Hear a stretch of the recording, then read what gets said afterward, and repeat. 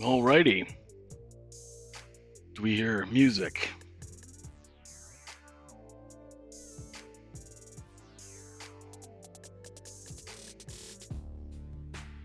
All right. Not optimal, but it seems like it's running. All right. Heard music. No, you don't. Can you hear my voice?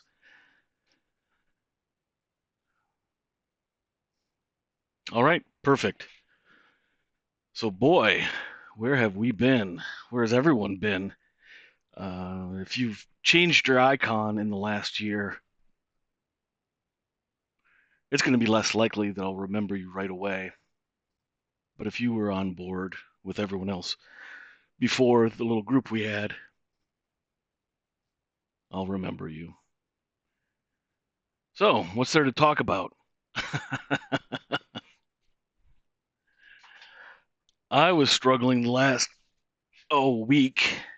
I got freed from my regular work, and my wife has a job and an ambition, and she made me promise before I ever started any of the stuff online that I not use my identity. And I promised her, okay, I won't. And it was for her benefit because she thought she's very afraid of, um, well, quite honestly, she was afraid of the YouTube comment section. So I promised her that I wouldn't use my identity. That's something I'm revising and definitely want to just shoot straight with everybody, be able to do episodes that are produced, use Couve, Cavassier, um, really be able to break things down. But what I found at the end of when I was doing episodes, it was so hard to get everything that I thought was necessary into an episode that invariably, as soon as I put it out, it seemed um, it seemed to miss the mark. And that's for me what I found was missing was the feedback. And moving forward, that's what I'm into. That's what I think the real goal is to have a lot more interaction with all of you. I know a lot of folks were on board with the channel before, and we would meet up in the comment section and have pretty good discussions. Well, I think we can make it a lot better doing some live streaming and some other things as well. I want to be able to bring in things like a call-in line. I've already got a phone, an extra phone line, so I can do that so that you don't just have to type. If you have questions or you want to tell me I'm an idiot or biased, I'd rather you be able to tell me in your own words, hear your voice, and then I feel like we can parse things out and see what the reality is. So I'm excited to do that. I've thought a lot about the interactions we had while I was gone, and mostly that was for work. But I don't know how much personal details anybody wants to hear. But anyway, uh, I'll spill my guts a little bit, and then we can just jump into questions and talk about the goddamn fights and where they are and where they aren't.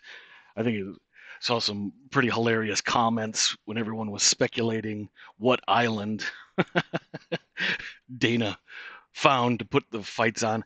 I don't know. Did anybody think of the island of Dr. Moreau? Is that what it was? Uh, the old movie, I think it was made in late 70s, middle 70s, where this guy was shipwrecked. It's actually based on an old story, and I'm trying to remember who wrote the story. Oh, we're talking, what, 150 years ago, 120 years ago. Some British guy, I can't remember his name.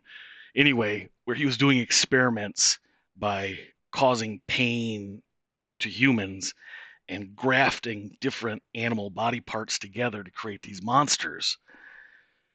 And so it's kind of cheesy, but when I was a kid and I saw it, it scared just the hell right out of me. Anyway, I thought, yeah, that would be pretty much Dana's perfect role. Just grafting whatever he had to together. This UFC 249 event was definitely just a Frankenstein. And I think what frustrated me on the sidelines, seeing, what I call the usual gaggle. Yes, that's it. Lolita, thank you. Marlon Brando was in the original movie. Yeah, that's right. And it was crazy, crazy, scary to me. Um, Alcatraz wouldn't be bad. Um, Somebody had mentioned Epstein's Island. Yeah, yep, that's right. H.G. Wells. Thank you. Uh, Jordan Duncan got that. So, with the card coming together, such as it was, and even before Khabib couldn't do it or wouldn't do it, you saw such a pushback from, I don't know, sound like a crazy person if you say the media, but that's why I guess I call them the usual gaggle. I mean, the prominent members of the MMA media. And what always bothered me, even though I like pretty much all the members of the MMA media, I think they all bring their own unique talent and um, really have helped the sport in their own way. But there's a couple things where I think they fall short, and one is that they're so monolithic. And I often see if there's something going on, if there's an event or something happens, it's almost like there's a pause and everyone's waiting to find out what the narrative is they're all going to jump on board with. And then one member will come out with an article or a hot take or whatever, and they end up all jumping on the same narrative. And that just didn't describe my background. And I don't think it described the background for most people, for any of you, that you and your friends disagree on stuff. And how do you even know what you believe if you haven't been able to talk about it and discuss it and hear different viewpoints?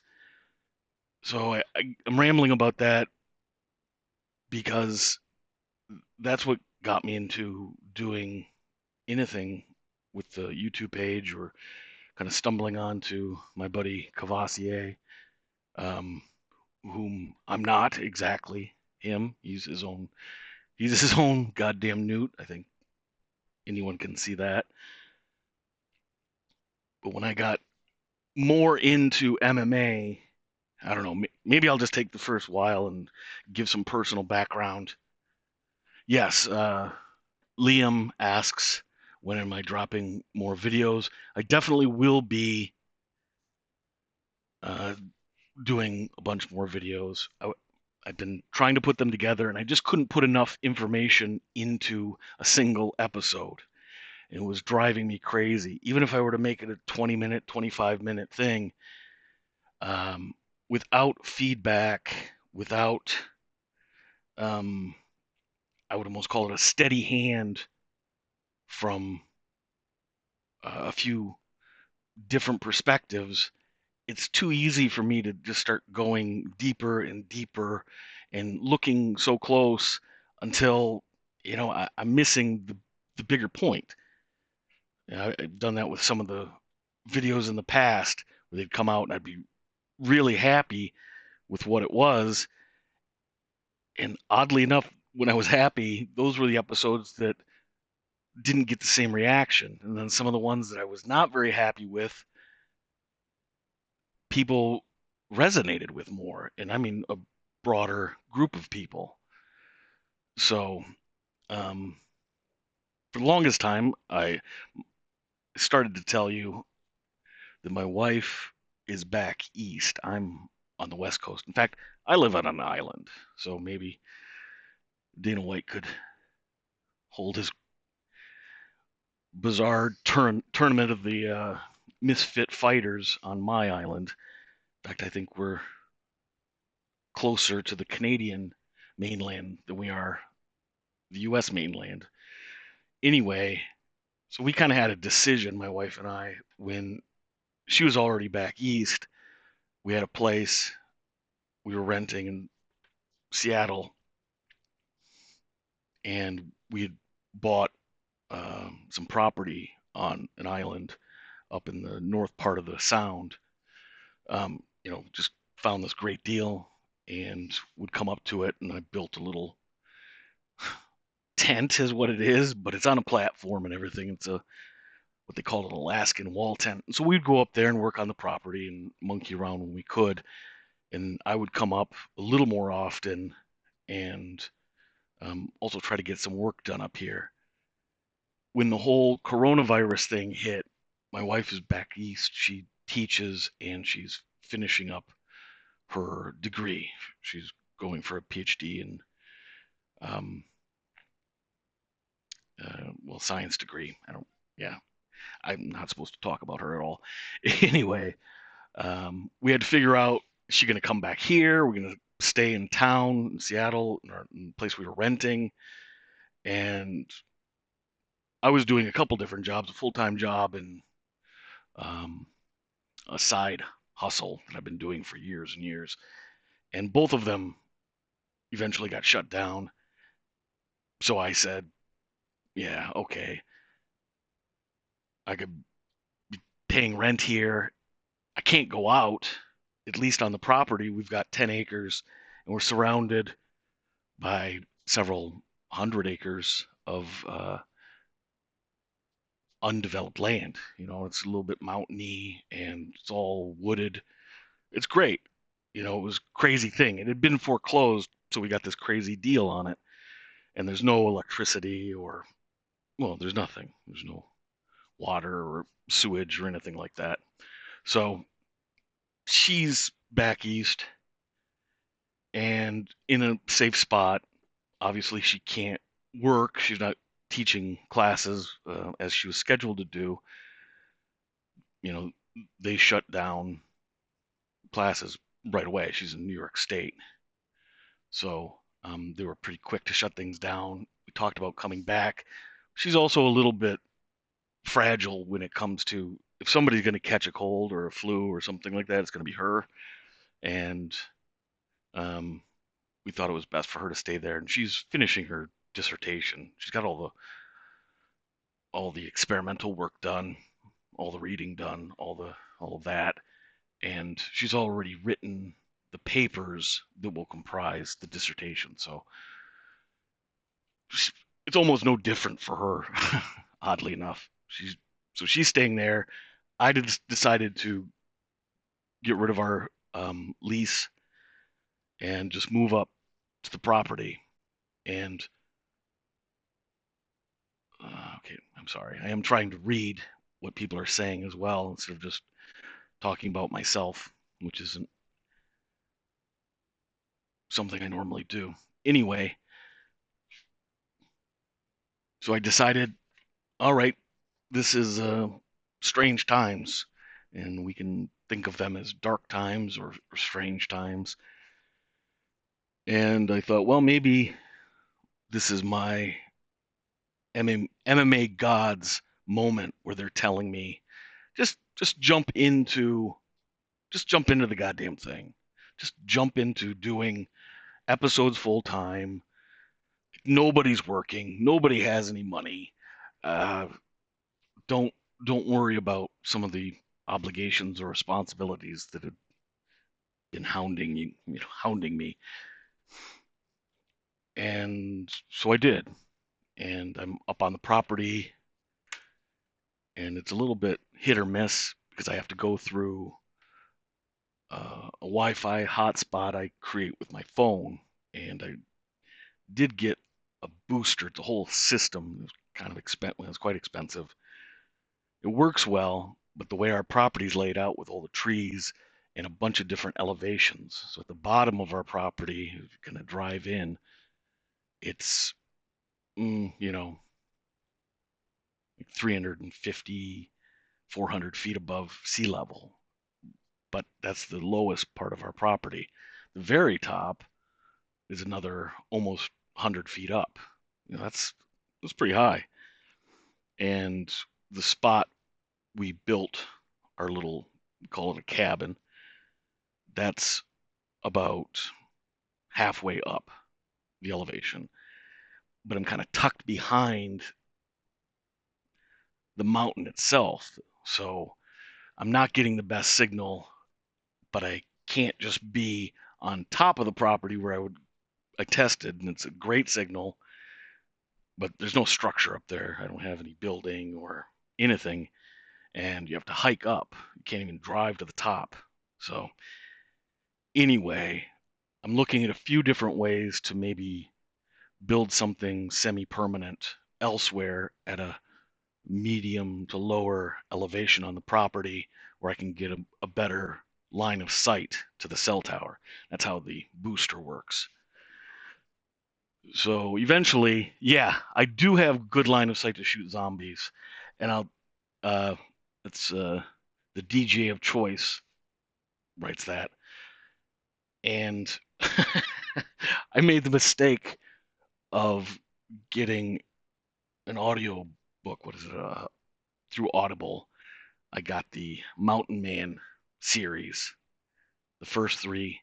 I don't normally read a bunch of pulp, or even listen to a bunch of pulp, but I've just been pretty, as everyone, pretty damn stressed, and I thought it looked kind of cool. And zombie stuff kind of worn out on that, but it seemed to have a different angle to it. I've been listening to it, and I got through the first book and realize now when I go to bed, and I'm just in a tent, so I just have canvas, even though it's 14 by 16. It's a decent sized room, and have a wood stove in it, and our bed, and we've got a bit of an office set up, and have an outdoor kitchen that I've built. It's not completely finished, but anyway, at night it's completely black here. There's no ambient light except for if you go on top, you can see ambient light from the cities. In fact, you can see Vancouver, Canada, and Seattle. It's kind of great view. You look straight east and you see Mount Baker, which is a giant, uh, dormant but not dead volcano. Yeah. So anyway, dark black of night. It's also completely silent. There's no road noise, and I've been listening to these damn zombie books, and I'm not afraid to live in the middle of the woods without lights and all that stuff. It's never crossed my mind that that's spooky, even though friends and family and even people in town, when I tell them where we live and whatnot, they'll say, Jesus, you wouldn't get me to live out there. Aren't you scared? And I think, well, what would I be afraid of? Well, apparently I could be afraid of zombies. So I'm all in on trying to make something happen, not just with the channel, but an overall, almost like a collective or a portal. I was saying earlier that when I was starting to get pretty serious about watching fights, the thing that bothered me was I couldn't find um, a landing spot to read articles and have a bit of a community. And maybe I'm a little backwards, but when I'm surfing the net, I pretty much go to the comment section first. I'll read the title, skim the article, and jump down and see what people are saying. Uh, I, I don't know. It gives me a broader sense from the beginning. I like that.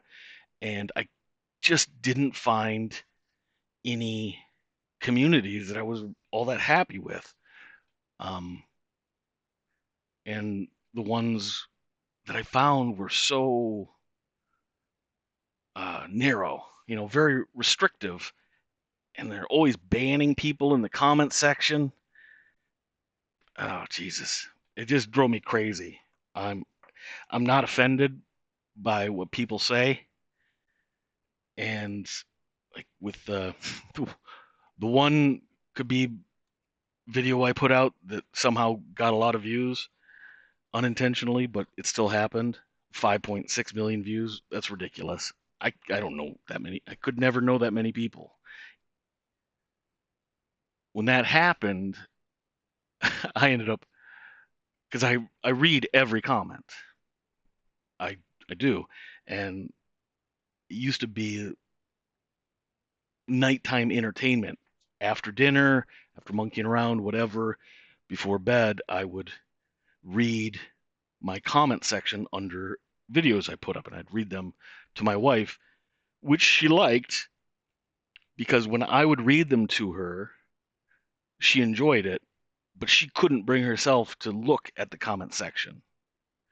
She said it just it scared her, and it makes her feel uncomfortable in almost any situation, but knowing that it was me putting this stuff out. And so when I would read it, it made her feel calm because it didn't upset me. I'll set a limit of 30 minutes for reading comments. Uh-oh. Edgar Torres says he thinks we care about his life. Yeah, I know. I actually don't think anybody does, but I'm kind of just, um, yeah, he doesn't realize we couldn't care less. I think that's probably true, but I'm not even completely convinced this is even going out because there's no video aspect to it, and I'm just reading the message board. So it could be some weird bots that Google have set up for me. No, no, no, dude. Uh, Edgar, it's not a dick thing. I was already. I don't think people are interested, but at the same time, if I talk about it, get it out of the way, then the few people that were interested would kind of have their curiosity satisfied. And maybe I'm talking about it because I don't know why I'm doing what I'm doing. So maybe that's a good time to transition and get into some actual MMA stuff. One last thing I did want to say is that my intent is to try to cultivate a space, not that's safe, but a space where we can all talk. Okay, Edgar doesn't need to leave. I only pointed out Edgar because I was thinking the same thing he wrote. So Edgar should stay. Anybody wants to say whatever you want. The point of my story, talking to my wife, was I would read these really horrible, horrible things. They would call me, they were very personal insults, even though there was no way they could know anything about me personal. And I would read them to my wife, and the harsher the comment, not always, but sometimes, it's hilarious. Just goddamn hilarious. I say all of that to say, whatever your thoughts are, bring them to the discussion. That's what my intent is, to get into the channel and to maybe build the community a little bit further. And that's, I don't want to do it just for myself. Um, I, at some point, if I keep doing it, I would like to make some money. I kind of need to make some money, but that's not where any of us are at right now.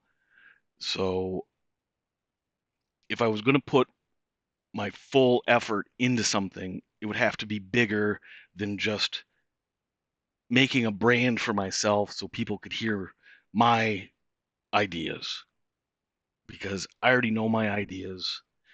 And oh, okay, thanks. Xander M, $5. Thank you very much. And there were a couple people earlier. I need to get back and thank them. I didn't mean to not do that. I didn't think anybody would give money. Steve Annetts or Annetts, £2. That's awesome. Get myself a burger. I will. Yeah, that's probably the one thing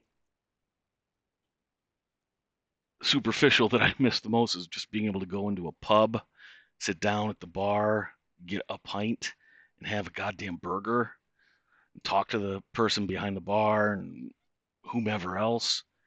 Yeah, that's the good life. Sit out on weather's getting better, sit out on the deck. Thank you for the cash. Don't have to worry about donating right now. If this thing can. Oh, thanks, Steve. I pronounced it okay.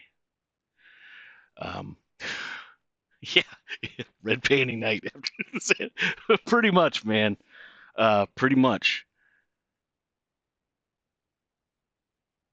So again, the end of the point is I do have a larger goal, and I always had a larger goal and didn't know how to make it happen. This isn't the kind of thing that you can do part time. At least I can't, because I would go, somewhere between 10 and 20, 25 hours a week working on episodes over the past year.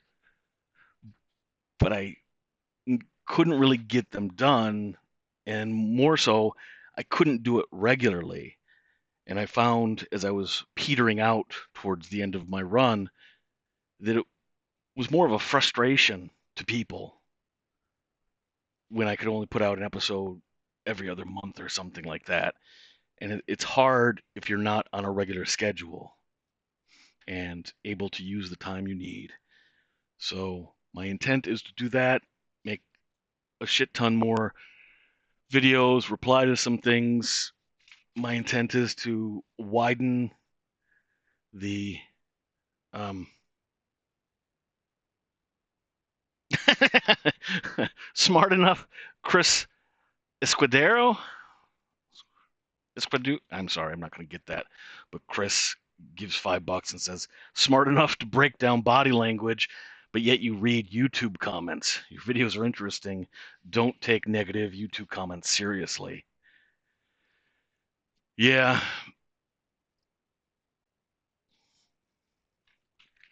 I don't know. I don't think I take the ones that are just stupid seriously. I don't obsess about them. I don't obsess about them if they're personal about me, but how do you know that you're right about certain aspects? I mean, there's just too many things, and I like to mix it up a little bit with people. I like to, because of the anonymity of being online, there's some people who think it's fun to just take shots and just be to kind of ruin the community. And that's what I saw in a lot of places. And one of the first spots I tried to find a community was on the Bloody Elbow website. And there's some people who work for them that do really good work, but their comment section, it's a bunch of goddamn stormtroopers in there. And the thing that makes them happy is to ban people. And that just makes me want to puke. So I don't understand why people are afraid of discussing whatever issue. I know that things can get out of control, and maybe that's the point that I miss, and that's why I brought my wife into the story. The thing that makes her stressed is not knowing how crazy things could get, um, how badly the trolls can just stomp all over the thing that you respect or the thing that you find precious. And I think we all have things we take very seriously, even about the sport, whether it's a fighter or a mentality. I mean, I imagine, I'm not the only one who takes a lot of inspiration from what these individuals do. And I feel like why can't why can't we hear people out? So that's what I want to do over time. I'd like to expand some things. I'd like to help um, launch a few different projects, but I'll get into that another time. There's too many topics that we should cover. So let's jump into, okay, Edgar Torres. So, I like to see, I don't know, this is what I like about comment sections. I keep seeing a guy come up and he oscillates between like trying to be friendly and then derogatory, clearly looking for attention.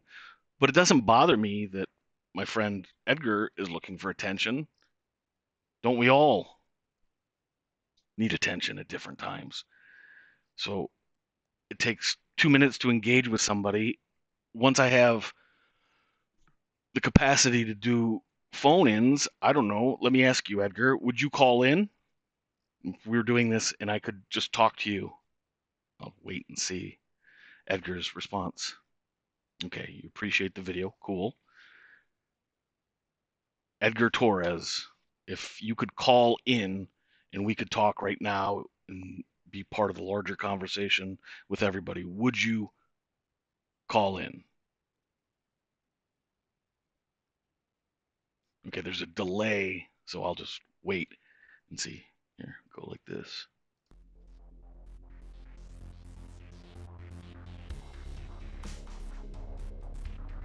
Oh, okay.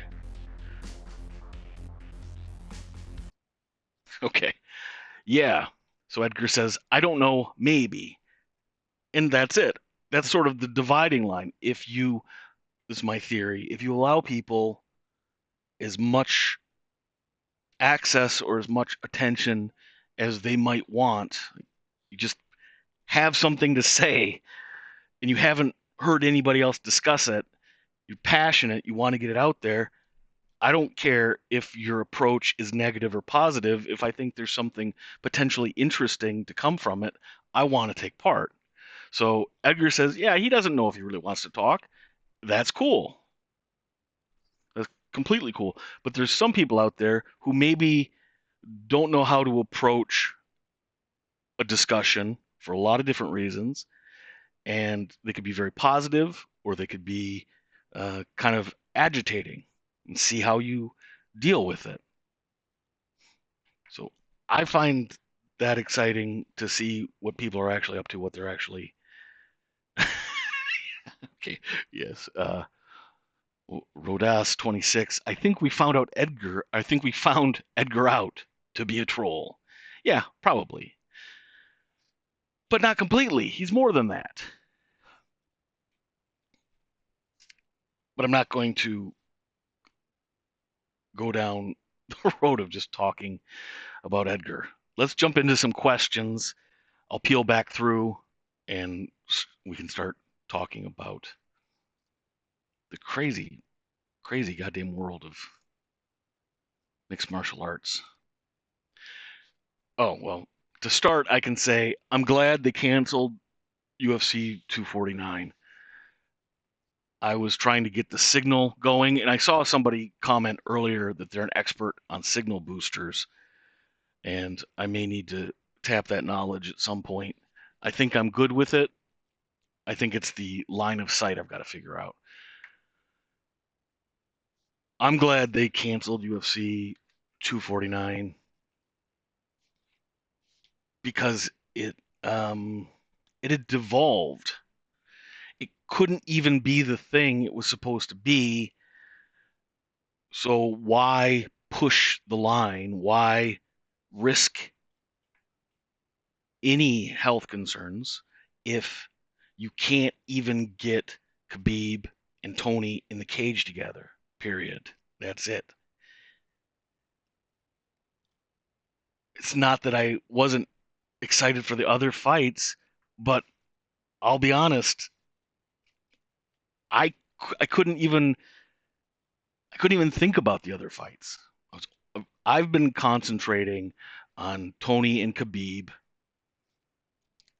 since before I started the channel. We're talking at least 3 years before UFC 209. Was doing a lot of writing, a lot of thinking about fighting. I got really fascinated by MMA in particular because it's so individual and there's so few rules. It can go anywhere. So to see, I'll interrupt myself. Chris Escudero, I want to say Escudero. I know that's not right. Chris Esquerdu gives another $5. I would call in Edgar. Edgar's scared. He's not man enough to back up his typing. Yeah, well, he might be scared, but it doesn't mean he's not man enough. Um, he doesn't know I wouldn't put him on the spot. I have all the control if he were to call into my situation. But Chris, if you want, you can be the first guy to call in. Contact me or DM me on Twitter, and we'll exchange information. I have to figure out if it's best to do it through the phone or do it through one of the apps so that I can have real-time interaction with people.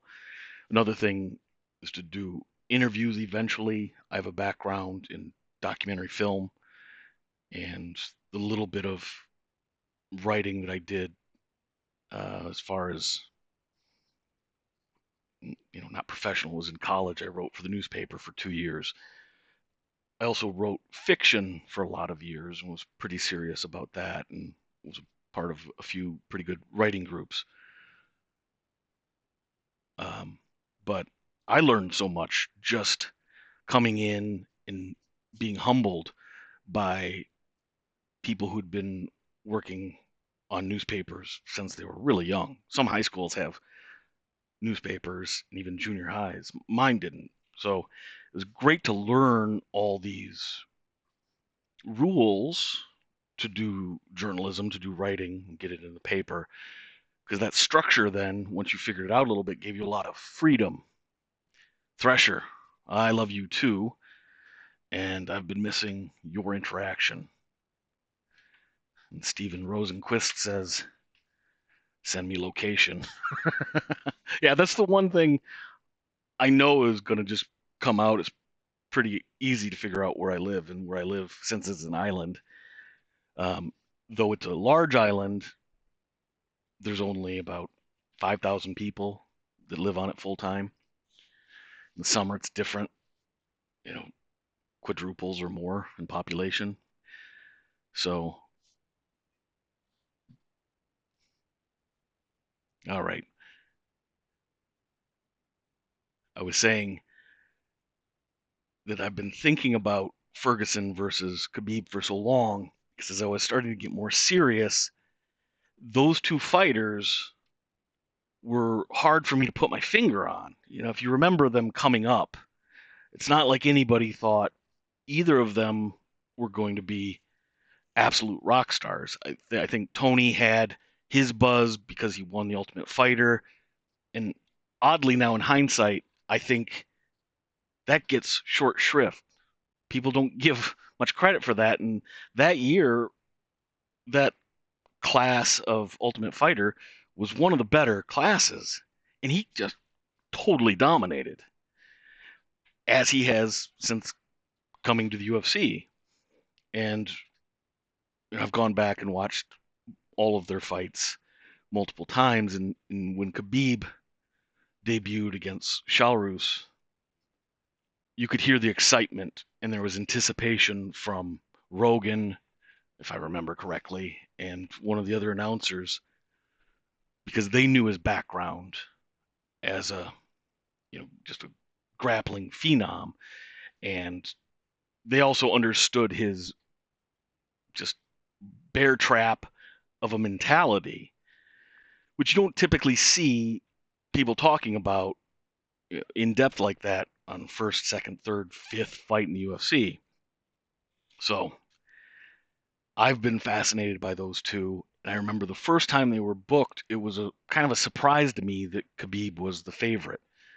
And then the second thing, even more so, the third matchup, that was 209, as you remember, and Khabib was a huge favorite. And that really shocked me. It made me think that I didn't understand at all who Tony Ferguson was. Surprisingly, or maybe not surprisingly, I think it was more that the pundits had not really looked at Tony Ferguson. And I've sort of pulled some of those ideas into a theory I've been working on, trying to understand how fighting actually works. Because you couldn't be more different than Khabib and Tony. And people didn't understand Tony as I didn't because he's so different. There's not been a guy like Tony, and he's so individualistic, where Khabib is completely communal. He's all about the group. In fact, that's my larger thesis about Khabib and why he pulled out of UFC 249, is that to understand anyone, you need to understand their motivation. Understand their why. Why do you do what you do? With Khabib, it's almost completely unique in sports, at least from what I've seen. He's truly not in it for the glory. He's in it to secure political and social power for his family back in Dagestan. Because if you don't know anything about that region, and I only know a small amount, it's not like anywhere in Europe or North America or the developed world, even though they have more of the amenities of the developed world, still extremely clannish and completely corrupt society. Not the people. People are as good as people anywhere. But being under the boot of Russia, and before that, being under the boot of any wandering band of steppe people, they were caught between the Middle East and the steppe, and the Mongols would come through. That is literally the reason that Khabib and his family live in the mountains and not down in the valleys where you could actually grow something. Because was it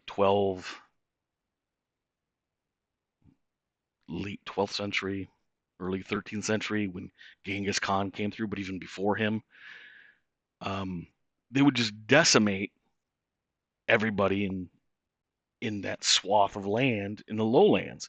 You had to go up in the mountains. So Khabib's people have known resistance and struggle and being under somebody's boot for 600 years. So of course he's very communal. He cares about his family, and you take into consideration his religious fervor. He's not looking at things in terms of the next few years or a fancy car. He's looking in terms of hundreds of years, putting his family in a position where they can control their own destiny within that context of living in Dagestan. He may even be thinking about freeing his people from Russian influence. God knows what Khabib's real goals are, but they're not impressing you. That's not his goal. He doesn't give a shit about impressing somebody in the cage. He only wants to win. It took a lot of time for me to see that, to peel back enough of the layers, because I would see these little tells from Khabib. I would see his emotions pop up when he was being uh, coerced into situation, whether it's Conor McGregor or anybody else, Khabib's very quick to get upset if you disrespect him. Quicker than Jorge Masvidal. The difference, well, one difference, Masvidal would have gotten off the bus. Conor flies over from Ireland, shows up, Masvidal's on the bus, Conor knocks on the window. Guess who's coming out of the bus? Khabib didn't come out of the bus because he had nothing to win. It was not going to help him reach his goal of having the kind of career that would give him the type of influence in his region that will allow him to put his family in a position where they're autonomous, where they have self-determination for dozens of generations. So when I would try to put together an episode talking about Khabib, you have to know what I just said, or at least think about what I just talked about before you can talk about his wrestling talent. At first, everybody thought Khabib was the best wrestler in the UFC. And slowly over time, you saw very intelligent guy, well, Dominick Cruz and even Chael Sonnen and a lot of grappling experts. I mean, who knows more about lay and pray than Chael? And slowly but surely, they started to say, well, Khabib isn't the fastest or the strongest or the best technique. He brings in some new things, and the way he laces the legs, that's a little different. But when you add up the parts, they just don't add up to that much. And yet Khabib has been completely dominant. He's lost one round. How do you balance those two ideas? You watch him work out, he's not fast. The only thing he seems to be able to do quickly is his eagle bear smash punch. The Tommy Told coined that, I think. He threw one on Conor, knocked him on his ass, and he threw one on Belarus that almost knocked him out and led to the finish. He's really quick with swinging that hand around, and I think part of what makes it so quick is the deception that it looks like a wrestling move right up to the point where you get blasted in the head. If you understand what Khabib's goals are, you can start to break apart his tactics and then see what the actual strategy is. Because, as I said, Khabib doesn't care about glory per se. He wants to be as big and as successful as possible because that helps his end goal. But it's why he never knocks anybody out. It's why he doesn't try, period. He knows his strengths and weaknesses, and I don't believe you'll ever see Khabib pulled outside of what he wants to do, period. Except maybe against Tony, which is what has me so goddamn excited for that fight. It's beyond excited. It's not just, this is great. It's, others have said it, I think it's the most important fight you can put on. And that's it. All right, what else do we have as far as questions? Jesus Hernandez, Cavassier, let's do this once a week. Once a week is all we ask. Yeah, I want to do it. I want to do it as often as makes sense. I could see once I get things up and running. I don't know how to run videos. I was trying to figure that out. I haven't quite figured it out. I don't know how to run videos.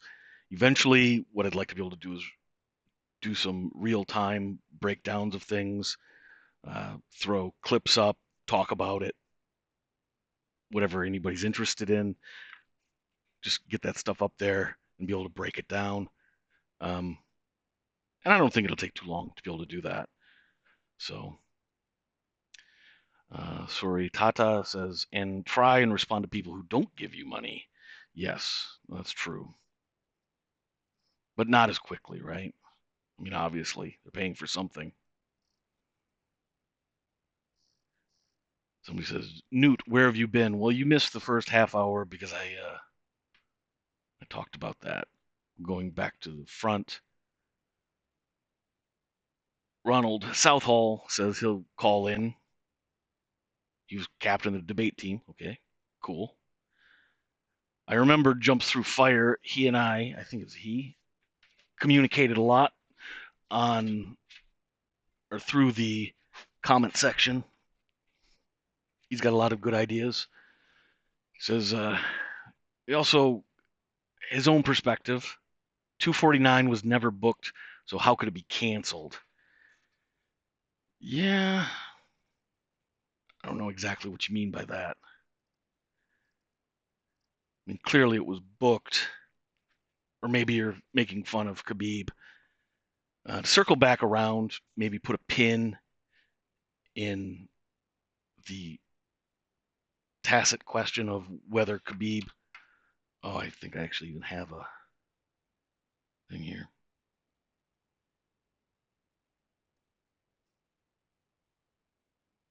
Yeah, there we go. This is an episode that I got about 80% done, the chicken or the egg. 85% done when Tony Ferguson had his first interview. This was what, a month and a half ago. And I did most of the work to break that down. And in his own unique way, he kept circling around to the idea that Khabib was a chicken. Khabib was a chicken. And you could tell that he didn't think Khabib was going to show up and never believed he would show up until he saw him in the cage. And there's something to that, right? You know, you have a portion of Khabib fans who, no matter what he does, they're just going to blame everybody else. I certainly got acquainted with those boys towards the end of my run a year ago. They can be debilitating to try to push ideas out against that brick wall of resistance. And it's not just Khabib fans who do that. Conor fans can be very difficult to endure at times. One difference, well, maybe it's not even that different, but because I guess when Conor screws up, you've got people making excuses for him. And maybe that is the difference, is that Khabib is the master of controlling narratives. This was another episode that I have mostly finished. It's this whole notion that by using his words and putting ideas out before events happen, Khabib has been able to stroll through his career without much criticism, period. It's why I originally would bust his balls so often. And that upset people that I would make fun of him. And I understand why that was added to the argument I was biased against Khabib because so few people question the man, and even few, I don't know anybody who made fun of Khabib.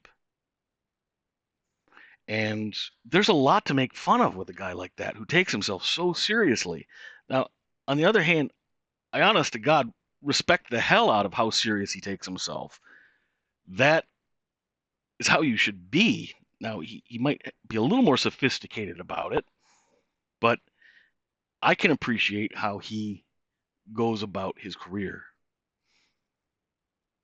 When somebody comes into the limelight as much as he did and has no questions asked, no criticisms, um, to me, that's like somebody begging for it. They're begging because you're not human until you've been given a hard time.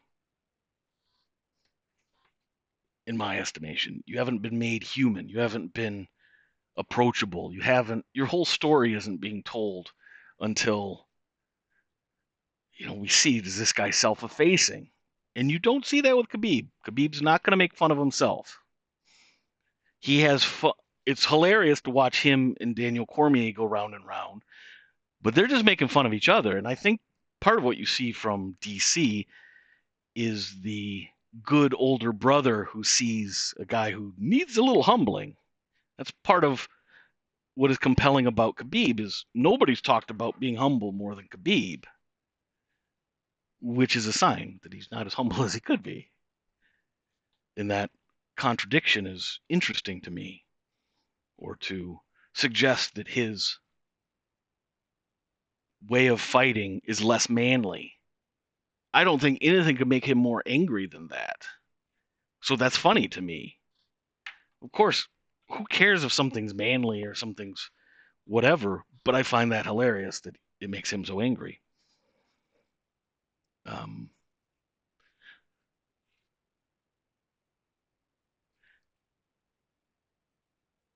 what is the general, I'm asking you guys now, what is the general feeling about the fight being canceled? And I didn't hear the announcement. I'll have to listen to that tonight. Seems that Dana announced several weeks in a row they're canceling now. I did hear, I guess, the first 30 seconds, and he mentioned the parent company of ESPN, Disney, basically begged him to step down, period. And I would say that's the perfect outcome because we didn't get this failed abortion of an event. Because if you don't have Tony fighting Khabib, then what the hell is Tony doing Khabib's work for? It's one of the things that drives me crazy that nobody will question anything. They both are under. Okay, Chris says won't let me DM you. I'm not sure why. Friend me on Twitter, and we'll figure that out. Anyway, Ali Abdelaziz is the manager, and in the hip pocket there with Khabib. So for Khabib to be doing anything, he's always working hand in glove with Ali. I think Khabib is an honorable man. I can disagree with some of his behaviors and I can bust his balls, but I can say I think he's an honorable man. Ali, I don't think anybody says that about him. Maybe he's working towards being honorable, but he hasn't really shown a whole bunch of that. And he's a manager. He probably isn't supposed to be honorable. He's supposed to get the best deal for his clients, and he seems to. He gets more opportunities for them than pretty much anyone else. But I had a problem that it looked like a setup because you had Gaethje, who never, correct me if I'm wrong, Gaethje wasn't the kind of guy to come out and brag and poke somebody and act like an a-hole, but he was doing that very off character with McGregor for a couple months leading up to now. And not long before Khabib left the US, Gaethje went silent. And I'd predicted that Khabib was going to leave the US. As soon as the quarantines were in I've got friends in San Francisco. So as soon as the shutdown orders were in, I said, Khabib's gone. He's gone. And it's not because I believe he's afraid of Tony. That's the binary, one half of the binary narrative. Either Khabib has this pattern, and there's definitely a pattern with Khabib of him being very, shall we say, persnickety with his decision whether or not to show up to fights. The guy's been booked 21 times, and he's shown up 12. And what was it, 10 of them he made weight. Just by saying that, some people lose their minds coming up with all kinds of crazy excuses that they've heard from Khabib. I'm not making a judgment. I'm just saying that's truth from what I understand. It's at least 19 times, as many as 21 times he's been booked. Maybe every one of them was completely legitimate. Maybe not. But at some point, you have to do an equation similar to John Jones. Why is it that nobody else is getting busted for PEDs or by the cops or all these, you know, even McGregor, he went on his run and he got into some trouble. Well, he just can't match John Jones, though. And so when you start to see that pattern, it it doesn't necessitate a certain judgment, but it should alert you that something's going on. So when the pattern continues, when you can make predictions and they come true, you're getting closer to a decent theory. So when I predicted Khabib would leave and then he does, that doesn't prove, but it starts to build an argument. In fact, when Khabib refused to fight until the last weekend possible before he went on his religious sabbatical, I thought that gives him, he's created a scenario where all flexibility is taken out of the system. And if Khabib was Israel Adesanya and he had some crazy belief that didn't allow him to fight for 3 or 4 months out of the year, I say crazy. He doesn't think it's crazy. But if Izzy had a belief like that and he positioned himself with no flexibility before a fight and then the fight fell apart, you don't say anything about it because it's not a pattern. You don't see him pulling out the night before a fight because he was having a bad weight cut. You don't see him having phantom injuries and, flying back to, one time he flew to Germany, another time several times he just flew back to Dagestan, and he's never being checked by um, doctors who have credentials through the UFC, which that's Khabib's right. And again, any single event or behavior doesn't prove anything. It's the pattern. So when he went back to Russia, I thought, geez, this is another 4 or 5 steps in a pattern. And I said, they better not bring in Gaethje.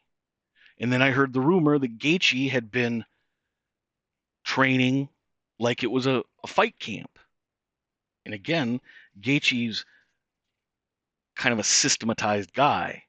He has the system. When he has a fight booked, he's 100% in and just a monster in the gym.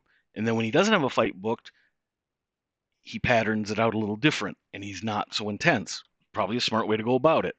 So when you hear Gaethje's going nuts in the gym and using a full complement of training partners and coaches, especially during a world pandemic, that raises some flags. Talk about Khabib and some of his behaviors raise more red flags than a communist rally. And I think that's what you see with Gaethje as well. I don't know that they're all a part of it. Probably his manager Ali just says, "Hey, be ready. I think something's going to happen to one of the fighters, so just be ready. You'll be the first one to go in." That's cool because I think Gaethje, how could you have anything but respect for that guy? I mean, Jesus.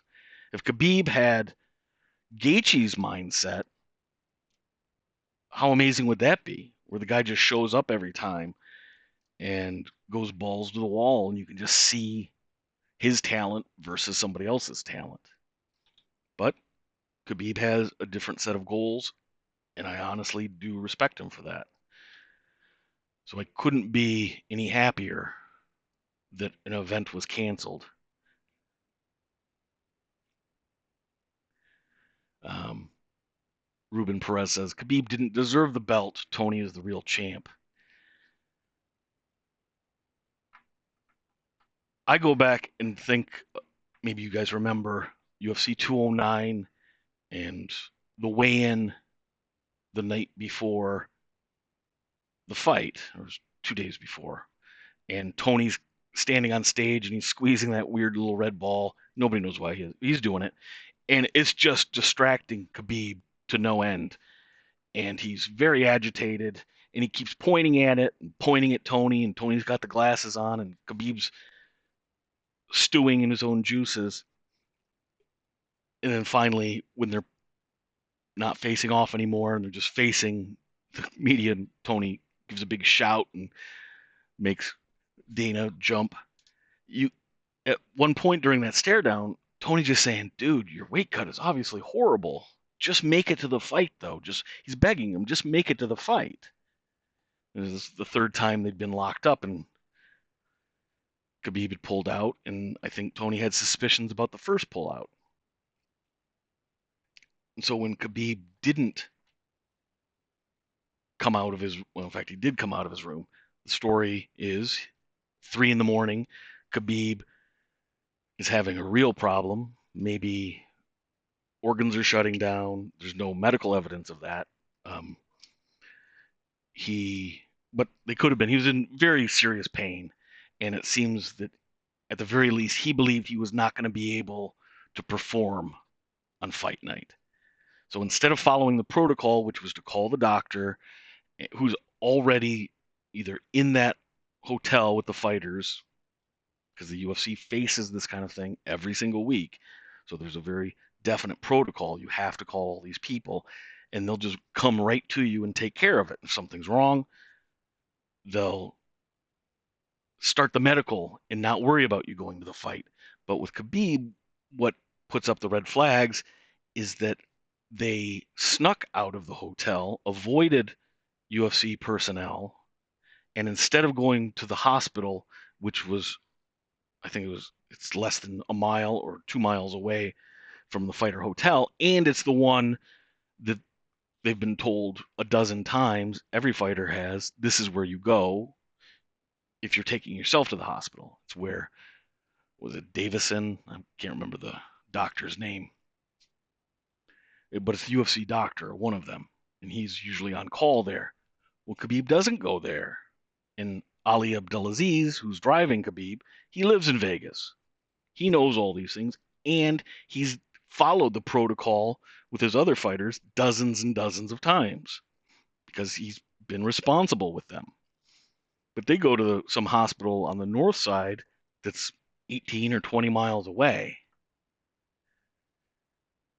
And at that point, they don't know who Khabib is. They're not affiliated with UFC. He comes in, and what any receiving doctor in ER is going to say is, "You're dehydrated."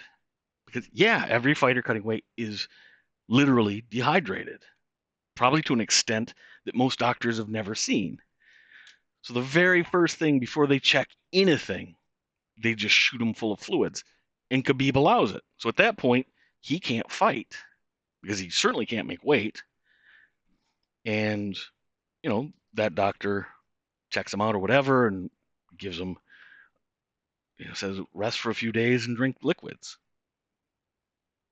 Was it worse than what the stories seem to say? Maybe. Maybe he did almost die. I don't know. But what fighter hasn't almost died? I mean, Khabib's supposed to be tough. So it's frustrating that when it's in service of his goals, he can step away from the fight. But anybody else who doesn't fight him the second he wants to be fought, they're a chicken. That's a little bit maddening. But now that I have a little more perspective on it, I can appreciate it. Ink says, and you changed your name. Didn't you used to have your name as Steve? Steve started with a K if you're using the same icon. Anyways, Ink says, to your point, it speaks volumes that Khabib doesn't fight when things aren't perfect in the lead up. Yeah, that's exactly my point. And I don't call him a coward for that because he's not. My belief is his motivation isn't one of fear or fear of being humiliated. It's he has a goal of achieving a certain level of prominence. You think about Manny Pacquiao being basically a god in his home country and as a part of the Senate or Congress or whatever it is. I mean, the guy could be the president. He could be whatever he wants. Well, Khabib is, I think, way more influential in his sphere even than Manny Pacquiao. Plus, Khabib is so it's very obvious, I believe, to the people in Khabib's region or even other fellow Muslims around the world that he does so many things right to represent them in a way that they would want to be represented. And I think that's great. It's very powerful.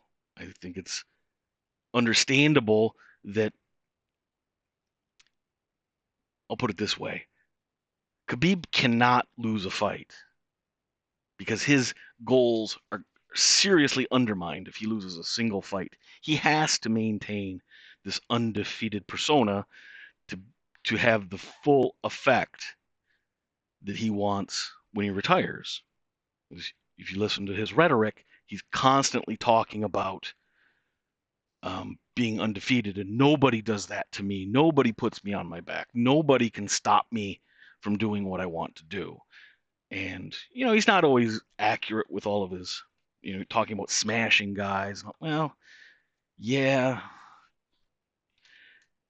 he's dominant. He's completely dominant. But there's another side to that kind of dominance as well, and that's you have different. Um, if you Here's the metaphor. If you think of different types of materials, concrete, very strong. Just doesn't compress, doesn't bend. It's very very rigid, and metal, very strong. But it has some flex, has some bend, has some give. Under different scenarios, one is can be much better than the other. Khabib is concrete. He's absolutely molded to the shape that he is, and he can never be anything else. And he has zero flexibility. When have you seen Khabib bend with anything? Everything, anybody offends him, he goes from 0 to 100 immediately.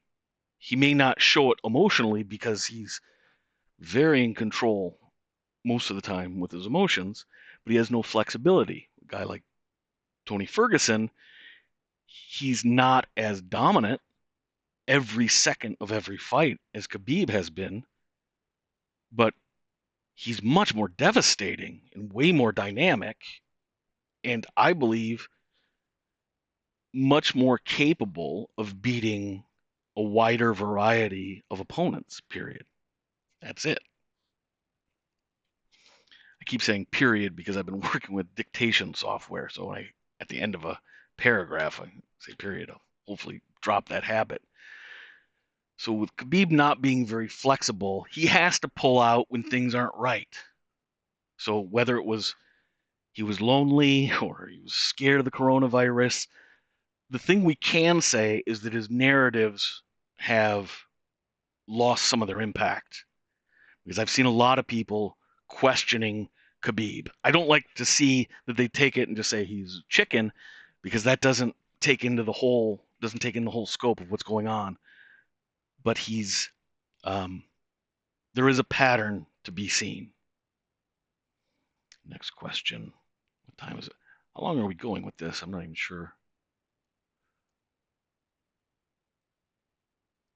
I keep seeing things run up in the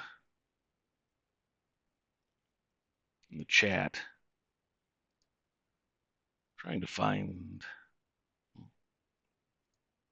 All right. Oh, okay, cool. 162 people. I would say that was good. I'd say that's well outpaced my expectation. Figured it'd be about 6 of us, which would have been fine. Let me stop and say I appreciate everyone taking time to join in. I take it as an act of support that you're here, that you're asking questions, and I haven't been getting into the questions as well as I wanted to. So says J Rose says 74 minutes.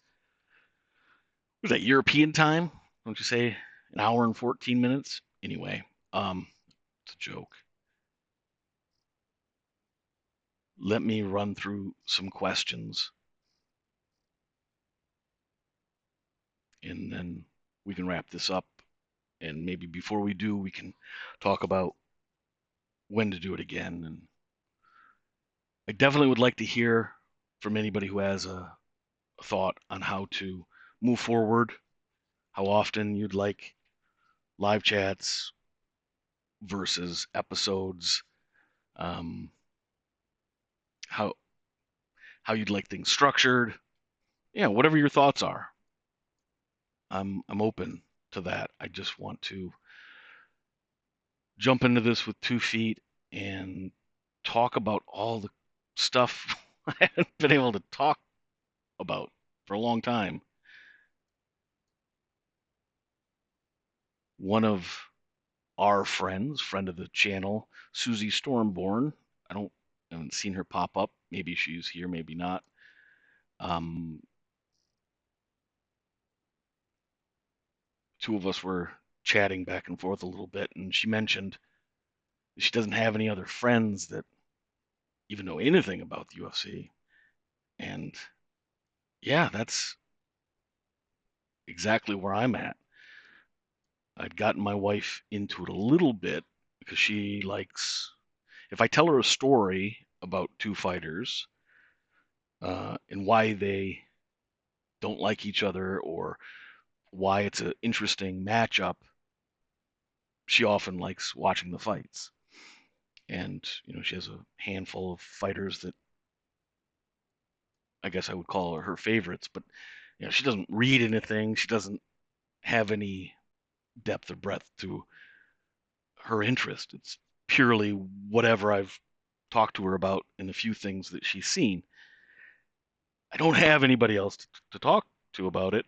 And I'm sure as many of you have experienced, it's not like baseball or basketball where, maybe I haven't followed the sport that closely for a few years, but, I can still have an opinion about whether LeBron is better than Michael Jordan, even if I haven't watched but a handful of games in the last few years.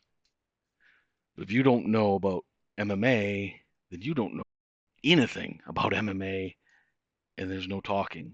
So this has been like a salve to my soul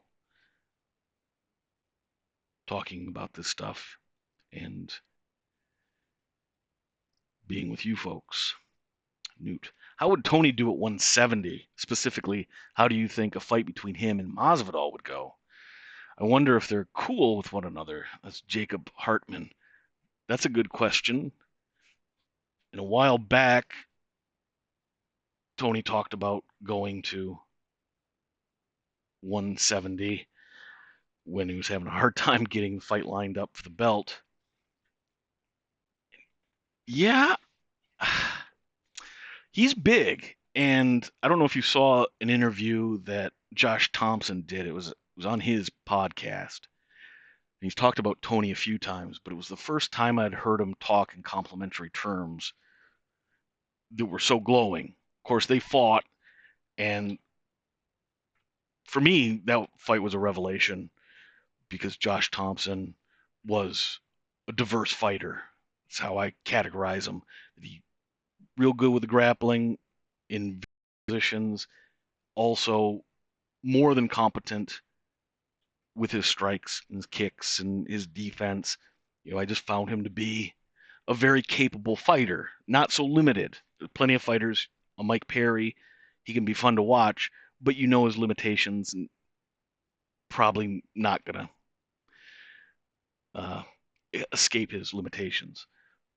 So Josh Thompson talked about almost hesitantly. He said, "Yeah, he's one.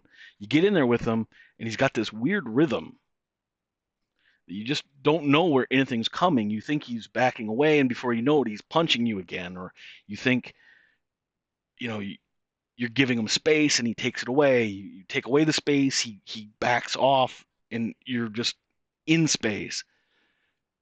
He said, but the biggest thing was he's just a lot larger, and he was by far the strongest grip he'd ever experienced.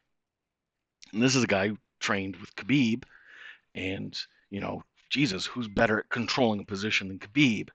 So he went on for a little bit talking about just the pure. He would grab Josh's wrist. He said, I couldn't get it loose. There wasn't a damn thing I could do about it. He said, plus his hands are huge. So it's like wrapped way around my wrist almost like twice. There was no getting away from it. So I think about all these subtle things that Tony's so good at. And to see him at 170, and we're in an era where 170 isn't as big as it was in the past. Some of the guys that were at the biggest end went up to 185, and Tyron Woodley isn't holding the belt right now. I think he might have been a little more of a problem because they had that one punch knockout power, and you don't know exactly how much that is going to affect a guy who fought at 155 most of his career. Now maybe Tony doesn't cut weight and his chin is even better. Detractors talk about Ferguson being tagged every fight and almost losing every fight. Well, it's one way to look at it. You can also look at it and say, well, he gets hit and then overcomes, and that's a skill. Being able to adapt is part of a skill set, and Tony has that in spades. So I think guys that are a little bit either less dynamic, you have Usman or Colby, and even though they get together and then doing nothing but throwing hands, is that what they're going to try to do with Tony Ferguson? Tony, his striking doesn't come out of a textbook, and I think that's the problem that striking commentators have a problem with, is that he doesn't look like the way they were taught a punch is supposed to be thrown. I've come to a theory or an idea. My thought about it is the only importance of a strike or any sort of a technique looking good is as far as how it affects its efficiency. So if you can repeatedly use a technique and it doesn't look like it's looked with anybody else, but you can do it and it doesn't lose power or doesn't take more energy, there's no waste, and you're able to control it, then you just have a unique style, and that's going to make you better. But that's very rare to be able to truly develop your own versions of techniques like Tony has. So I think against guys like Usman or Covington, he probably, unless they're, I don't think Colby would be. Usman might just be enough stronger that would create problems. But what would that look like? The problem, holding Tony down. I don't think he would be strong enough to be able to deliver serious ground and pound. So against those guys, I don't think Tony would have a problem. I think Masvidal would be a more difficult matchup for Tony because of the striking. Because when he's on his game and he's been on this run, Jorge has really dialed it in. And again, it's not what it looks like, it's how effective it is. So, yeah, I think Tony would do well. He definitely could be champ at 170. I think he has it. We know we'll never see Khabib at 170, and that fits in to my thoughts about Khabib's motivations and goals. Why would he take that risk? It's not going to help him. Just like, why would he get off the bus when Conor shows up? Even if he gets the better of Conor, it does not actually help him in any way. So why take the risk? Guys like Tony, they like to show their dominance. They like to show their flexibility. I think Tony would do better than a McGregor at 170. I'm trying to think of other 155 pounders that who has better? I'll get to that. Fabian Gonzalez, thank you for the $2. Who has better cardio, Khabib or Tony? Um, I'm trying to think who. Maybe one of you guys has a answer. Who would be the best to come up from 155 and compete at 170? I think a lot of people were disappointed in Kevin Lee. And he's his own unique case. I actually have a couple episodes started on him. He's half the time he's better than what he shows, and then sometimes maybe he's not quite as developed as what he shows. So he knocks out Gillespie with the head kick, and he's fixed. But in the one video I did make on Kevin Lee, I broke down his style as one of the, what I call it, the film study episodes, where I just talk about a fighter's sort of philosophy and how it applies and what it looks like when they're actually in the cage. People, I felt, gave Kevin Lee too much credit with his striking. He had some really significant deficiencies in his striking. That whole shoulder roll bullshit, he just could not pull it off, and it made him so herky-jerky he could never find rhythm. He could only ever strike one at a time. Then he was fast, then he was accurate, but he always had that kick. So even back several years ago, when I mentioned, or when I studied Kevin Lee, that's what I saw. So I don't know that he could be that successful right now. I think he's got to get away from the striking coach he has, the Dewey Cooper. I don't know anything personally about the guy, but from the first time I saw him, he gives off a very peculiar vibe, I'll say. And sometimes if you have an impressionable guy who's looking for guidance, you don't want somebody who's a little bit squirrely having too much control, at the helm. Being with Faraz Hobby should continue to help Kevin. So, all right.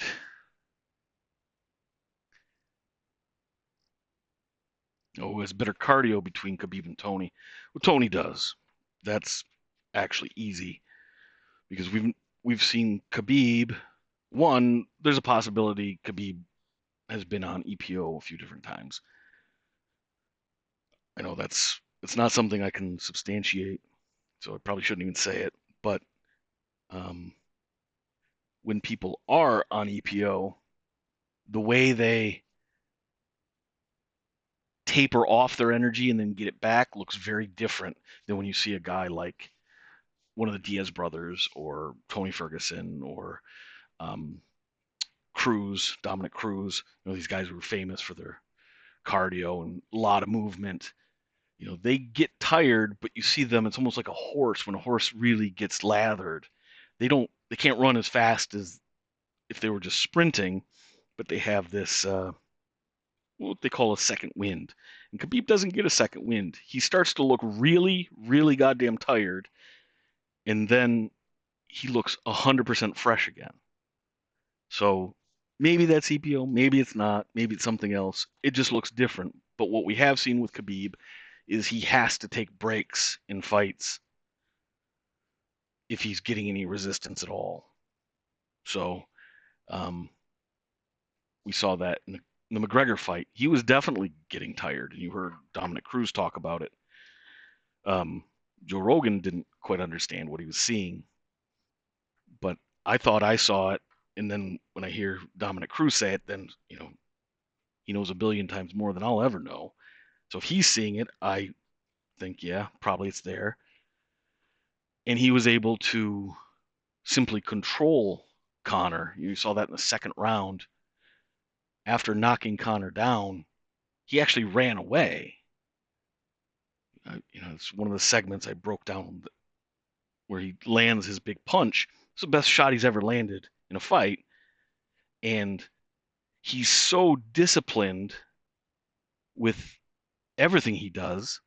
He lands that punch and he's already backing away before he sees the effect it has on Conor. He has to stop himself. That's what takes him so long to get back to Conor. And then instead of trying to follow up and really do some damage, he just takes him down. But that allows Khabib to also, he's never going to get gassed because he's never really pushing himself, which that's maybe the main thing I think all of us were excited about with Tony and Khabib going at it. Because Khabib was not going to be able to ever rest. And if he was going to hold Tony down, and if he was going to be able to control him, he was going to pay a cost. There was going to be a price he would have to pay. And what would that price, what effect would that have over the long term? Fabian Gonzalez with the second $2. Thank you very much. I appreciate that. Yeah. Infamous says Cruz actually was calling that right, but people like to exaggerate the myth of Khabib. There is. I think people feel Khabib fans are very protective of Khabib because he's so important. Oh, fine kisses or fight business? Inc. asks. Yeah.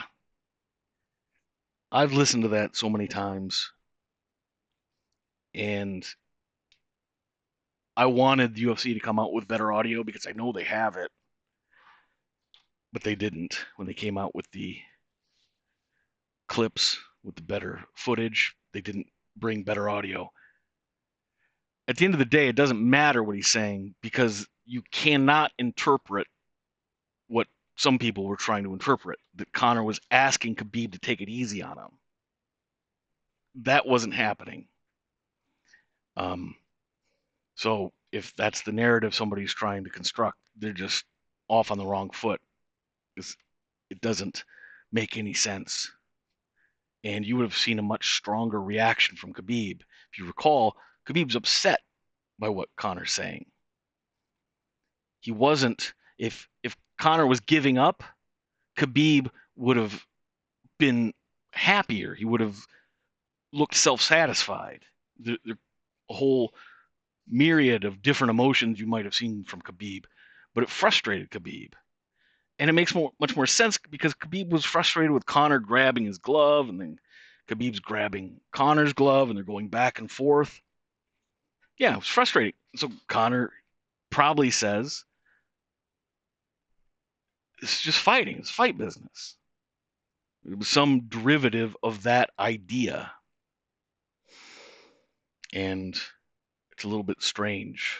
Of course, it works to Khabib's narrative, and it was put out by a Khabib fan, if you remember, where they took and wrote in the closed captioning, but it's not official. It was just some, regular dude who thought he heard one thing. And I know when I broke it down, there's several things he got wrong. So it wasn't a very careful job. And whether he got that exactly right or wrong, to me, it's not as relevant because the actual content of what was said, it was misinterpreted.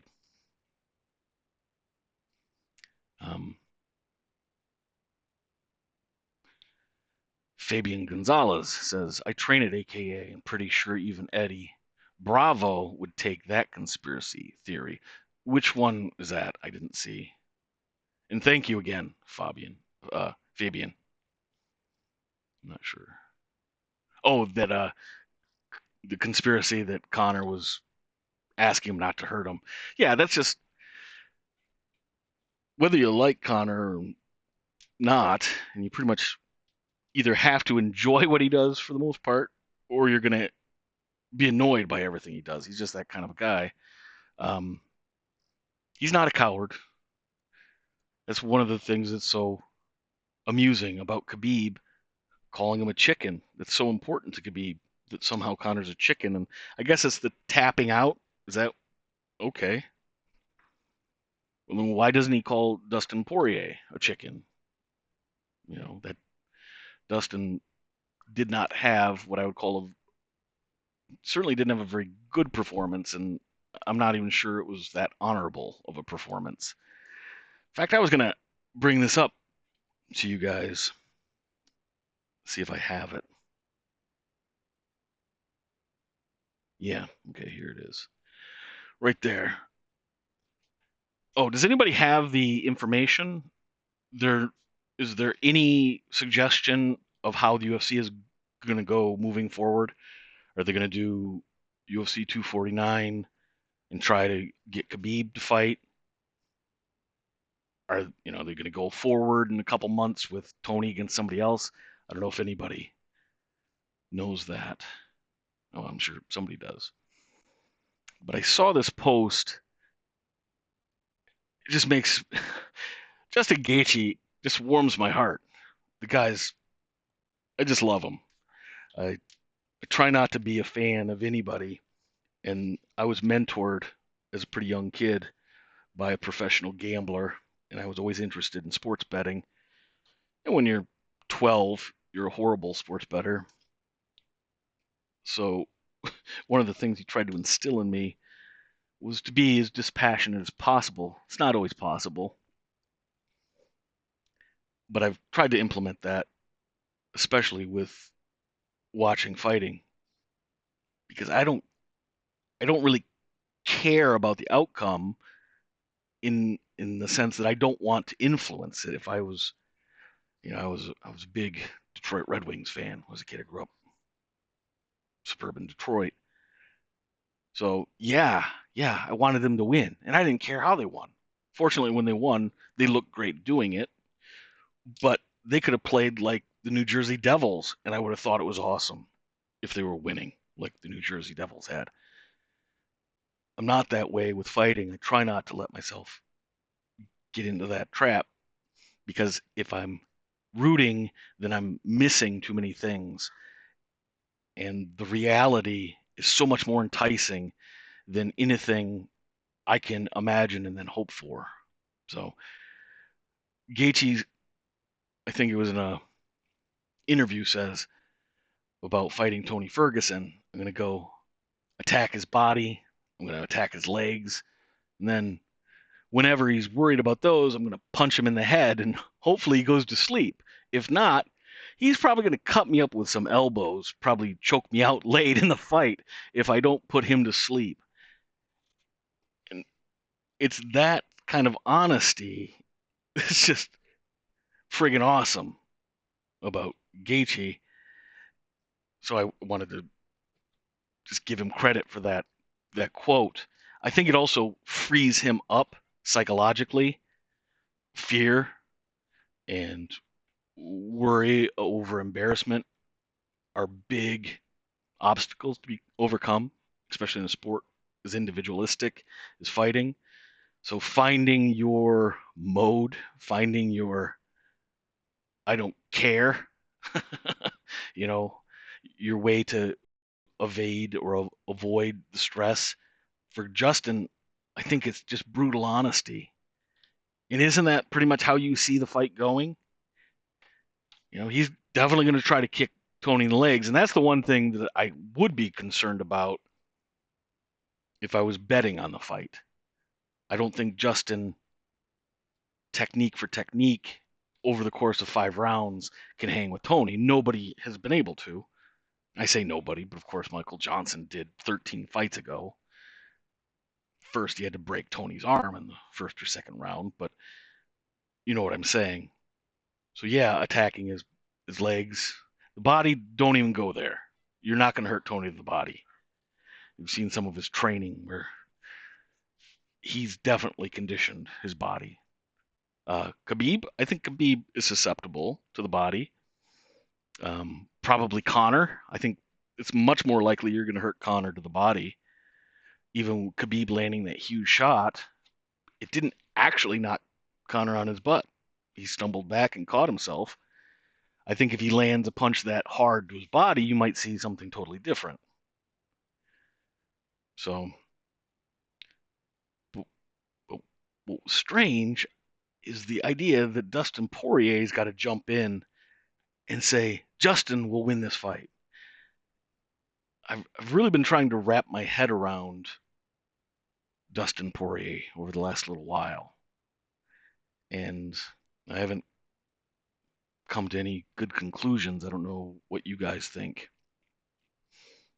Um, I like him as a fighter. He's certainly limited.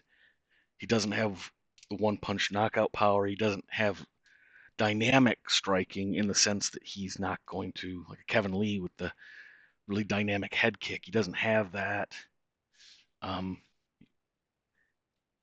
he's just really good in every aspect, but not truly superlative in any one nor dominant in any one. And I think his biggest limitation is his mind. He certainly, when he came back to the stool at the end of the first round against Khabib and just beside himself and saying, I can't do anything. He's like too strong. I'm not going verbatim there, but so I don't know why Dustin thinks he has to point this out. I mean, does he think he could beat Tony? I think that's the easiest fight for Tony in the top 10. It was certainly the easiest fight for Khabib, and I think that's why Khabib held out so he could end up fighting potentially Dustin. That's again part of an episode about narratives in Khabib that he was able to start a melee, and then instead of being punished, he used the punishment as his own vehicle potentially to avoid having to defend the belt against the number one contender. Because if you recall, it was within a day or two of Tony signing to fight, what was it, Cowboy? That's when Khabib finally signed to fight Poirier. And I get it that Tony didn't take part in the little 145-pound tournament to see who was going to fight Khabib next. But I backed up his decision at that point because it was so clear the UFC was not going to hold Khabib to the fire. And I do want to put a pin in that and all the things that we've talked about with Khabib. He is taking away opportunities from not just Tony, but many, many other fighters. And whether it's intentional or not, or whether it's bad luck on Khabib's fault or not, or whether it's because of his beliefs, he can't fight but a few windows throughout the year, it is constantly taking opportunities away from possibly the greatest fighter of all time, Tony Ferguson. He's been dominant in a way that nobody else has been dominant against the top five in their division. Even with John Jones, it's been a little while since we've seen him be truly dominant in an aggressive, destructive way, where you see how many fights now has Tony fought a guy and they didn't come out for the next round. It's something you don't see that from very many fighters. Against Pettis and against Cowboy, who was happier than Cowboy Cerrone after he blew his nose and his eye closed? He was so weirdly happy about the fight being over.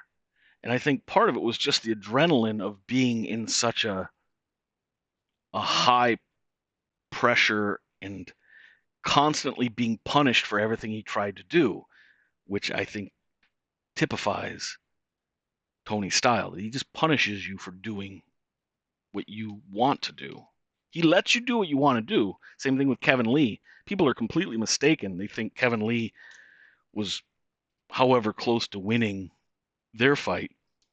I think a lot of that has to do with Joe Rogan going crazy at the end of the first round because Lee was on top, but he was not landing anything clean. He was getting some punches in that were scoring points. You saw Tony was fine. And then clearly Tony was doing more damage from the bottom than Kevin could do from the top. So Kevin was getting exactly what he wanted. He took him down. He was able to get his position. He was able to posture up, and yet he ended up decimated. And by the time he finally tapped in the submission, he was gone. He was done. And I also understand that he had, the situation with the staph infection. But you can't take anything away from Tony because that dude had staph. Or you could do that with everybody's career and start saying, well, yeah, what about Connor's foot being as big as a balloon or whatever crazy shit Connor was talking? Is that supposed to take away any of Khabib's glory for smashing Connor? No, of course not. So, yeah, Joe Blow says Cowboy wanted out of that fight with Tony. Yeah, you could see that. And you could see it from Cowboy's corner. Joe, I'm not going to remember his name. He was mostly the kickboxer, but he fights for Bellator a little bit. You all know who I'm talking about. He's such an intense guy. He got so angry after that fight. And everybody was so angry trying to blame Tony that he threw an intentional late punch at the end of the first round. And that was another episode that I almost got finished but didn't have time to put out, where there were a lot of things that conspired to make that happen. And that was probably 50% Dan Murgliata's fault. And maybe I'll finish that episode at some point because it is kind of interesting. And then 30% or 40% the fact that the person who had the air horn didn't blow it properly. If you go back and listen, when they first blow it to say that it's the end of the round, they don't push it right, and you get just a little, like a wet fart, and then a moment of time passes, and then they get the thing. But on TV, you could hear it. I don't think the fighters could hear it. And then the last 10 or 20% is Tony being in the moment and following up with a combination he'd already started. So, it's just strange to me, and I don't have an answer. I'd like to know if you have any theories why, no matter how well Tony does in a fight, there always seems to be sort of narratives that come out. He looked dominant, and the other guy certainly looked like they never wanted to fight him again. But yeah, he's not really that dominant. So anyway, I'll hit a few more questions.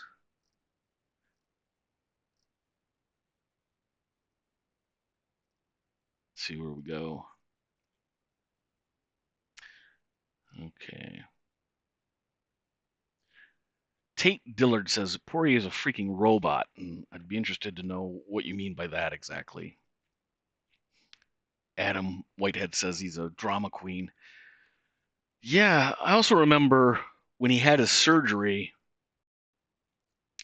and I think clearly still on sedatives, and he put out several very strange, partial messages in a couple of videos, I think on one of the platforms, one of those instant platforms, like Instagram Live or something. And he just went off on Nate Diaz. Oh, it was when Diaz popped for a PED.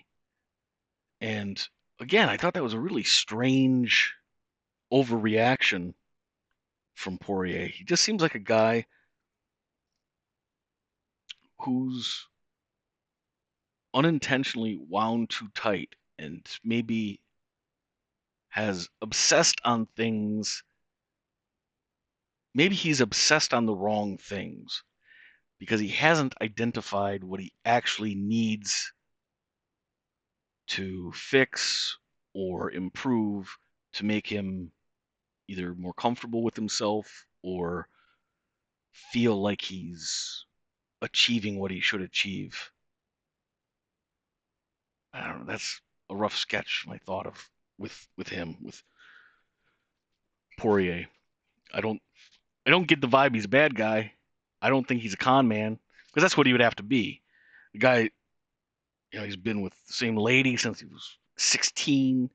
They seem to, who can be with, each other that long, and they still seem like things are great. He just seems to love his little girl. Um, he's got all of his donations he gives. The guy would have to be an actual con man to also just then be a deranged a-hole. So I don't believe that about him. I just think he's, put it in shrink speech, he's not incorporated all of his demons, or he's not incorporated all the things he needs to.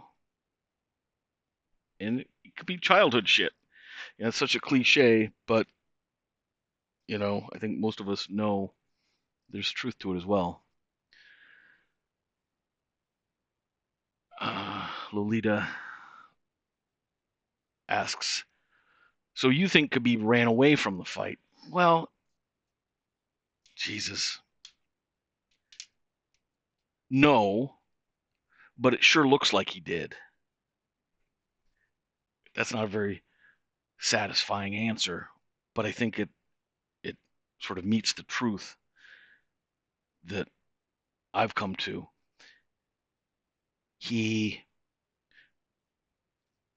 I'll give it 2 minutes and just break down my opinion on what I saw, the timeline. Khabib is in the US. He's in an area that's doing the shutdown. He's been given complete access to the gym at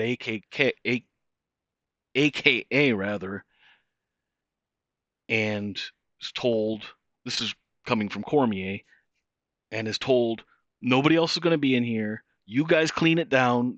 He already lives with 12 or 15 dudes. He doesn't go anywhere without his dudes, without the knuckle draggers. I say that affectionately. So they're already living together. So if that's good or bad, that's not going to change no matter where Khabib goes. He has access to a gym where they're not going to infect anybody else, and nobody else is going to infect them. They're not going to spread anything any more than if he had a garage in his backyard. So he was in a perfect position. Now, Khabib says they, quote unquote, told him to go somewhere. Now, do you really believe anyone in the UFC told Khabib to fly to Abu Dhabi? No. And I found it ridiculous because I was positive this thing was going to be on an Indian reservation. I couldn't understand why the usual gaggle was speculating about all these exotic locations when the obvious thing was an Indian reservation, especially since there's several on the eastern side or central eastern side of California within driving distance of Vegas. And I thought, yeah, okay, they can just set up a temporary base of operation. I wasn't thinking Tahachi Palace. Because I wasn't familiar with which of the reservations had enough of the right facilities. If I realized that's where Tahachi was, I thought they were in San Diego. I was completely wrong about that. They're out in Fresno. So, no, nobody told Khabib. And there's no evidence that anybody told Khabib. And all the evidence, such there is, there's Susie Stormborn. Hello, I already mentioned you. I don't know how long you've been here. Thank you for showing up to the live stream. The knuckle draggers, I know. I said it in a friendly way. So, when assessing the information, I don't see any reason to think somebody told Khabib some location. And why would they tell him a location that was wrong? And the whole thing was not telling anybody. Then there's another layer to this, is that by Khabib leaving an area where he was safe, and you assume his family's back in Dagestan, and even though I don't know, Russia was doing its own thing, and I don't know locally what people were doing, but I don't think she gets to leave the house unless, she doesn't have a whole lot of freedom of movement, it seems. So his family was already sort of under house arrest. That's kind of how he rolls.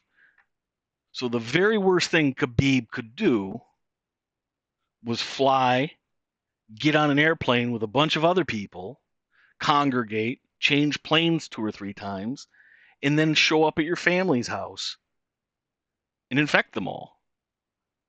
So, however you want to look at it, what he did was the dumbest thing to do on every count.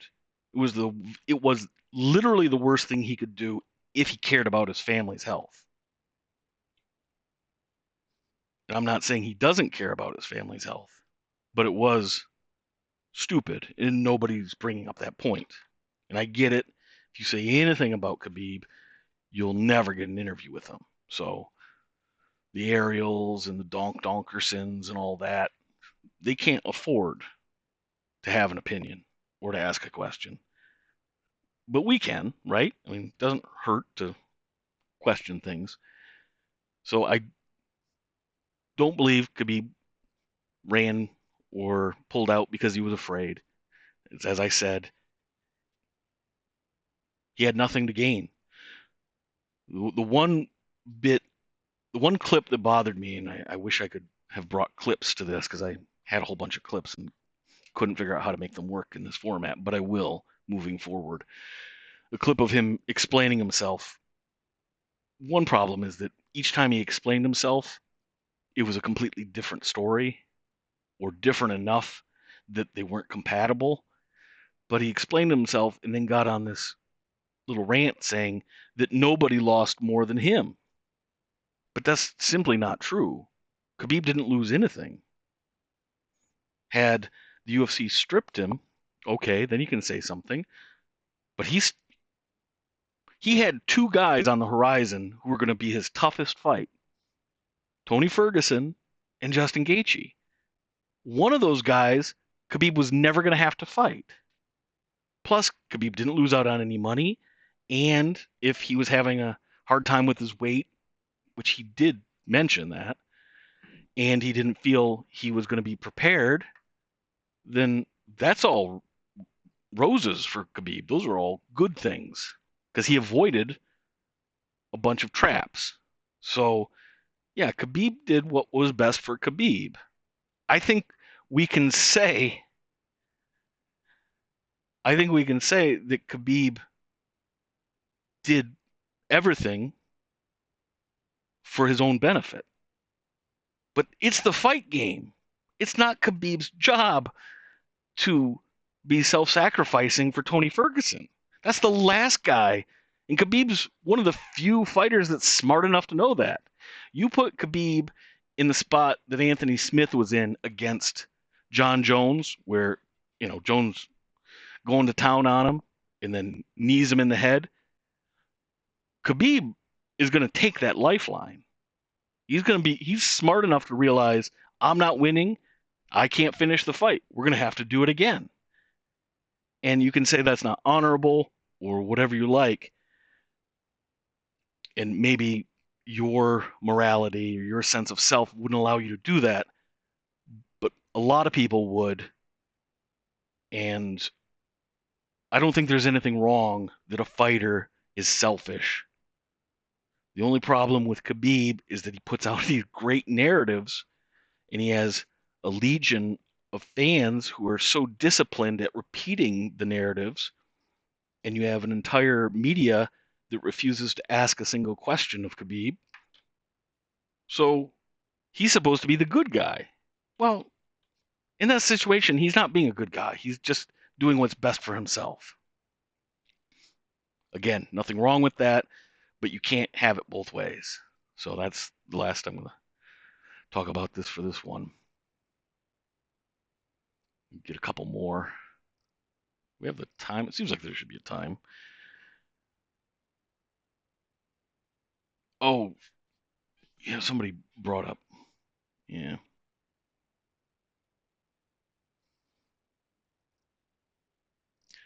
It's also interesting. I don't know if you guys have thought about it. What do the retracted messages mean? I didn't know you could do that. Mo Al says, this piece of shit back again, hating on Khabib. That's right. Oh, thanks. Live stream's going great. Thanks, Susie. Uh, oh, I did want to, yeah, I wanted to touch on that. Another episode that maybe I'll finish one of these days is the idea of whether it was safe to hold an event or not. And maybe I won't get into that too much because it's a lot has to go into it. But again, it outlines the point I made at the beginning of this live stream that my whole goal is to question everything and help other people question everything and talk about the things they want to talk about to help facilitate. And to do that, we can't fall into cliches or fall into binary thinking. So, my quick 2 cents on whether or not the UFC should have even tried to hold 249. Yeah, they should have. It doesn't mean that the event should have happened either. We need people during times when there's chaos to try. Sort of, Sweden is trying a little bit different approach to dealing with the coronavirus, and they're looking at the data a little differently than other countries have reacted. So we'll get a lot of great data. When this is all over, we're going to get a lot of great data from Sweden because they didn't completely shut themselves off. They're going on a different theory that as long as you protect the most vulnerable, getting herd immunity as quickly as possible might ultimately save the most lives. And it's tough, though, if you do something and in the short term, you can see more people are being hurt or more people are dying. And when you're asking public officials, bureaucrats, and politicians to make difficult decisions, that's a difficult spot for them to be in. It doesn't matter what your political philosophy is. If you're in that position, why would you do something that there was only risk? And nobody's going to say you're a hero if a year later, some uh, mathematician figures out that you saved 500,000 lives, or maybe not that much, but if you save 20,000 lives, but it takes a year or 2 years to process the information to know that happened, you've already lost your political standing, or you've already been punished for making a decision. So, one psychological principle we'd have to have in mind to think about whether an event should be held is who in whose interest is it to risk anything? So Dana, you know, he's that kind of guy. He's in a business sense a fighter. He wants to take things straight on. It's why he's such an ass in most situations. And even when he's not, he still comes off like he's an ass. We need people to push against the easy thing. And then we also need people in authority to then have to redouble and say, okay, this guy's pushing, but we're really going to have to insist you don't because here's all the information. And it's the play between the two oppositions, this oppositional force, where I guess I would say truth has a chance of showing itself. So Dana presses and presses and presses. Now, everything that the gaggle is talking about, that's not helpful at all. They're just saying nonsense things. Donkerson was, sometimes, as much as I like the guy, sometimes he's insufferable. I'm just being honest, I've defended him quite a bit, and will continue to, because I think the guy wants to be better every day, or he's trying to be smarter every day. He's trying to be better at his job, and I'll fight for a person like that all the time, even if they make mistakes, because he's in process. That's how I see myself and how I see most of the people I admire. But he is a very high-strung guy. It doesn't seem it, but he's extremely emotional. Been several issues. Another episode this one's very close to being finished, but is a year old, so I'll never finish it, was the whole debate about Raquel Pennington and her corner after she fought Amanda Nunes. Excuse me. Donk was one of the ones to come out and just cry and cry like it was the worst thing that had ever happened. And he gets on his own podcast and is literally saying, almost, I mean, not quite crying, but so emotive, saying, people are going to die, and I guarantee and mark my words. It's not the content of what he's saying. It's that it's an emotional display. That's what I see. And that tells me, the guy is extremely reactive to his own emotions. There's nothing wrong with that. But you can't have, if you had a jury of your peers, it wouldn't be a very well balanced jury if they all were so controlled by strong negative emotions. I mean, that guy is not going to take chances. You can't do it. And when he does, it's going to be a momentary decision. It's going to be in an instant, and then that also is going to be very passionate. So there was this argument that any attempt to even talk about holding an event was tantamount to killing everybody's grandmother. The way I framed it was, okay, Donk lives in Washington, D.C. Within easy driving distance of D.C., you have something like 49 hardware stores. We're talking within 20 minutes drive. There's probably more than that, but that's what the Google search brought up. Well, during the pandemic, hardware stores are allowed to stay open. I think rationally they should stay open because they have a lot of products that could be very important. If you have a busted water heater or whatever, it's dangerous not to have these stores open. But if you think about any one of these stores, what protocols are they following to ensure they're not becoming a hotspot to spread coronavirus? And you would do more to slow the transmission if you simply said every day 10% of all hardware stores are going to be closed. So you cycle through. On Monday, one store is going to be closed, but the other 90% are going to be open. And then Tuesday, it'll be a different set of stores. That would mean tens of thousands fewer contacts over, the course of, well, really, in a country the size of the US, you're talking tens of thousands fewer interactions with different people in the course of a single day. And yet, I didn't hear anybody talking about something like that. Like, that really could make a big impact in the number of transmissions if that's what you're trying to effectuate. But to simply say there's no way you can get these events together that are safe enough, and that just isn't true. I'll argue against myself and say anytime I heard Dana White talk about it,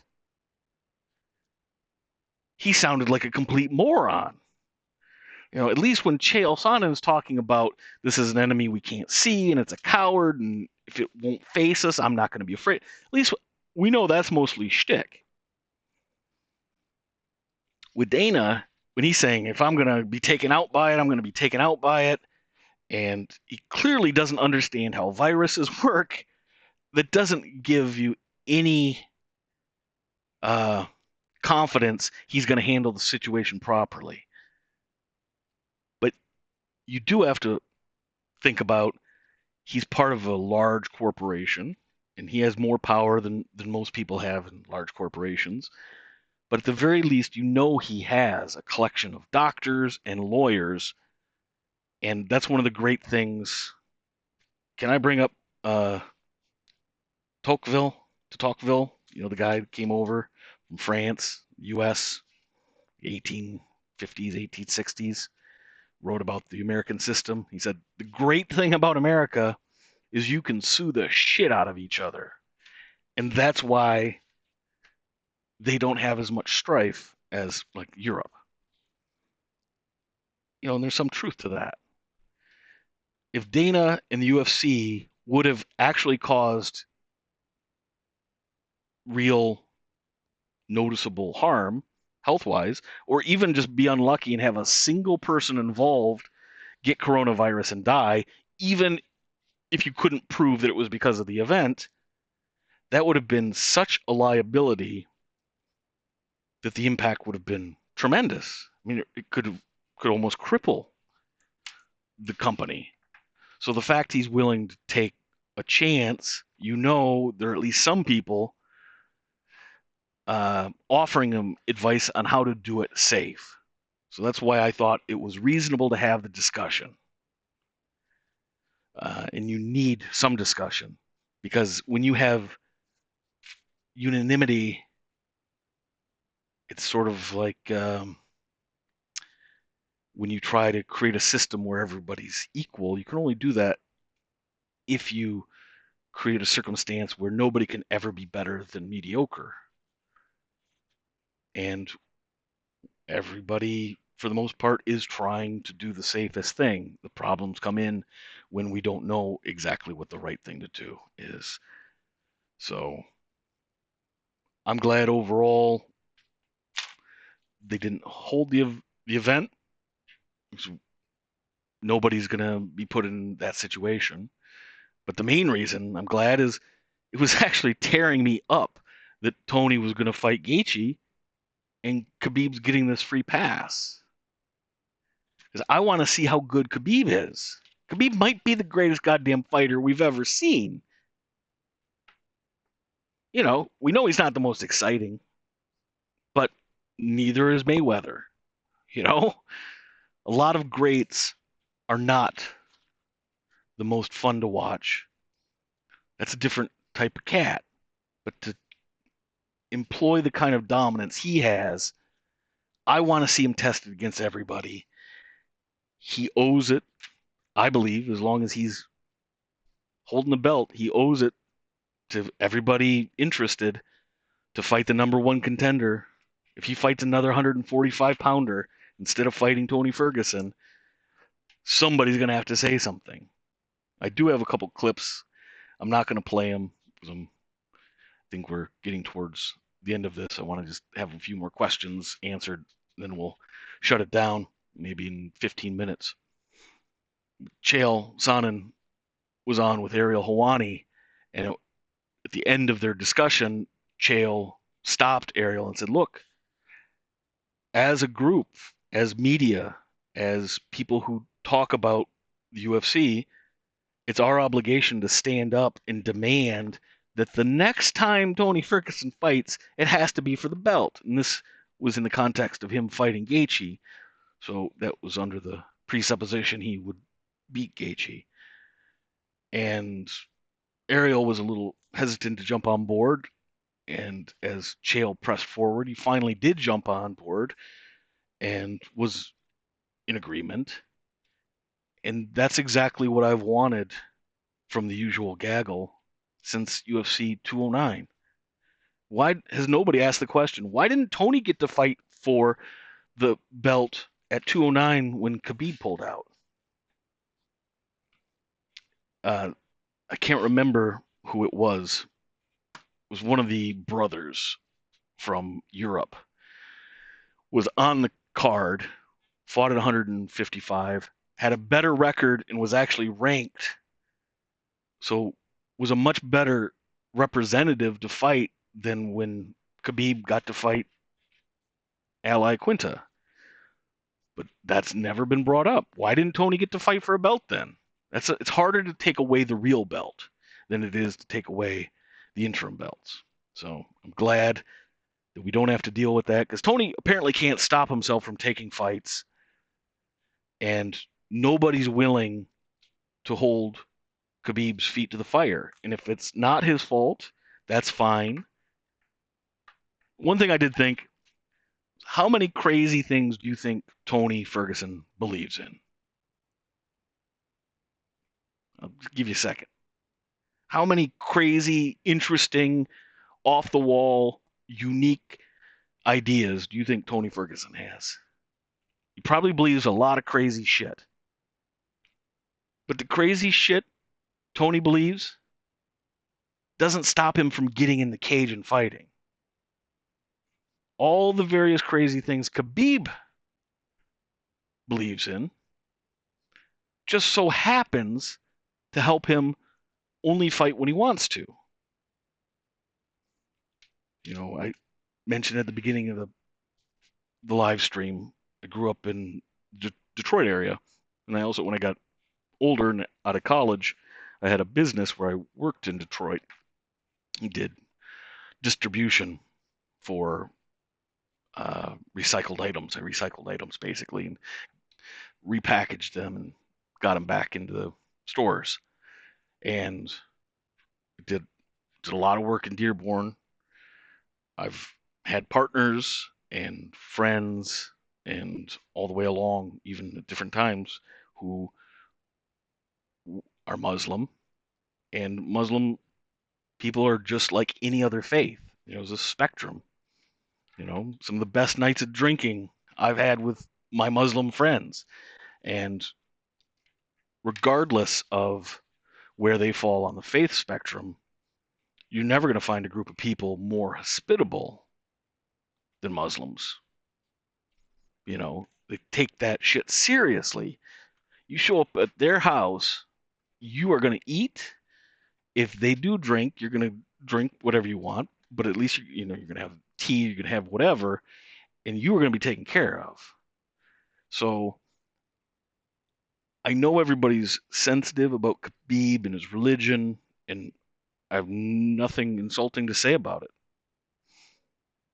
I think he's very respectful within the context of his religion, and I can appreciate that.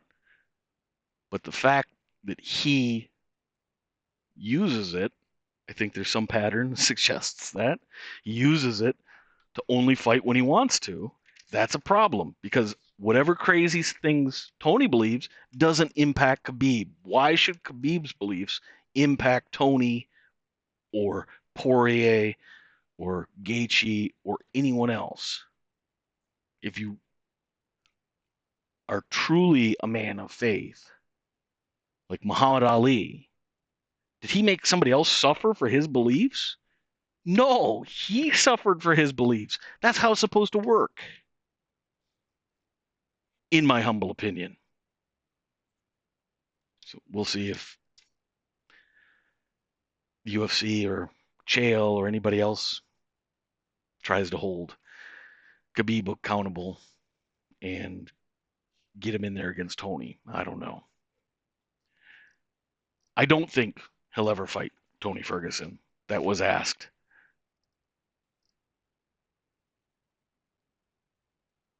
Oh, J-Ro, I'm sorry. Alpaca's ability to ignore requests for doing the Newt voice is only rivaled by Khabib's ballgame. I'm sorry. Is the suggestion I do or don't do the Newt voice? Yeah, no, I do. As bad as it is, it's all mine, just like the drawings.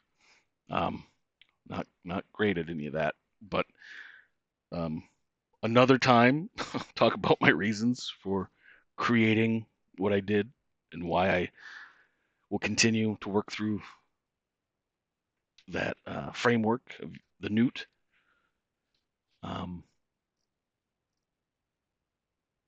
yeah, with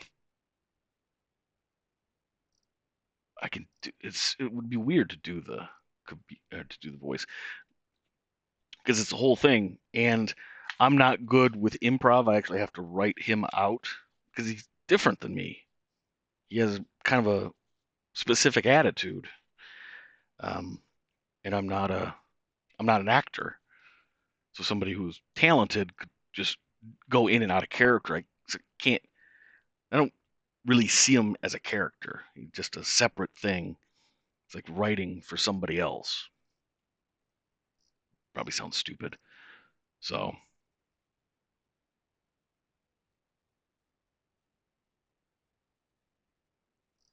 sometimes he, yeah, I'll end with it. I can, I can end with it.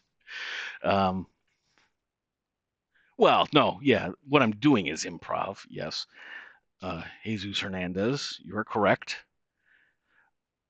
But I mean, doing an improv in a different character that takes more talent than what I have.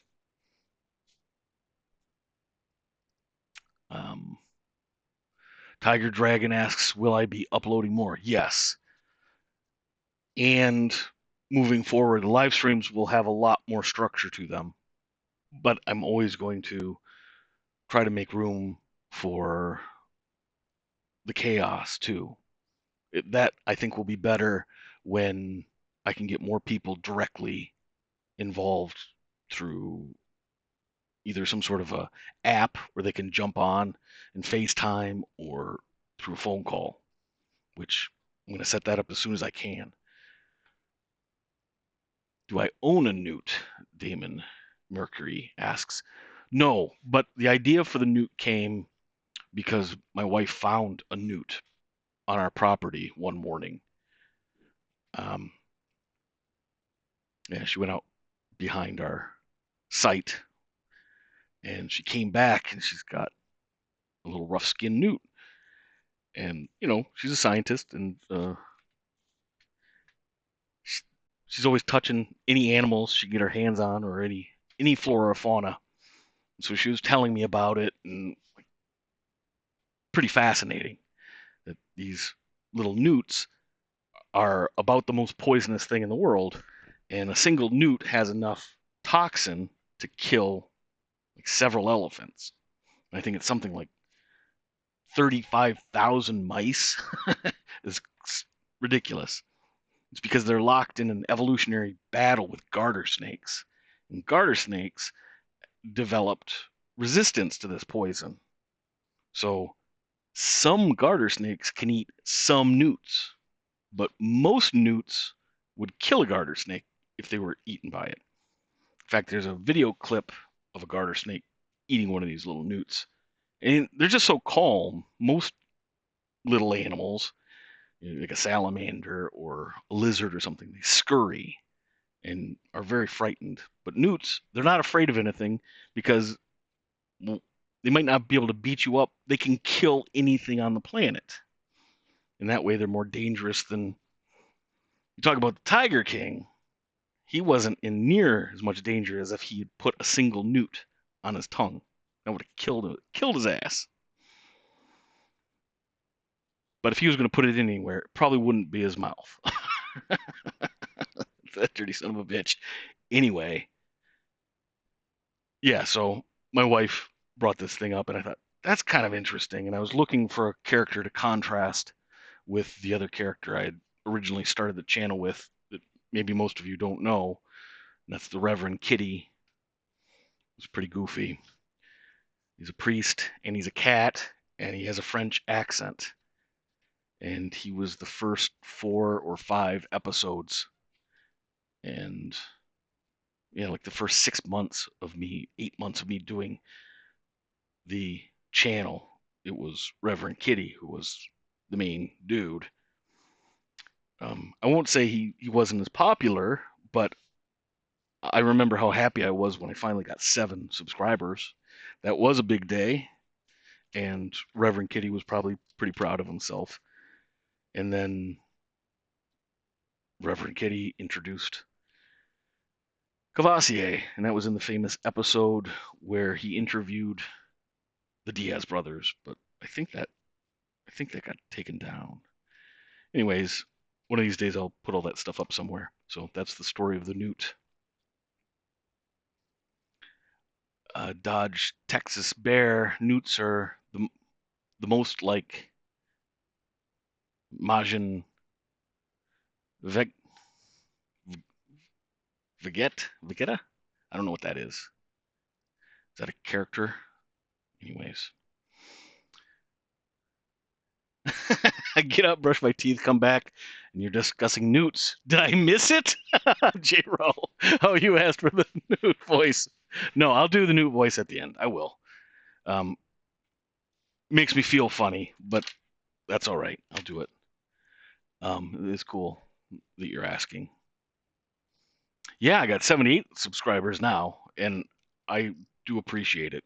To be gone a whole year and to have anybody show up, huge, very humbling, sincerely. And I appreciate everybody jumping on this with me. I think I am gonna sort of wrap this up. Is there any one question? I know most of the questions I did not answer. That'll change. But I see you. I don't know how to refer to some people. GB Leiden, RC. I think of you as like Leiden. I don't know. We've had discussions in the past, so you're definitely one of the people I know. I appreciate you being here, and I know you do have your own channel, and you do the radio controlled cars or airplanes rather. It's cool. I've seen it. Okay.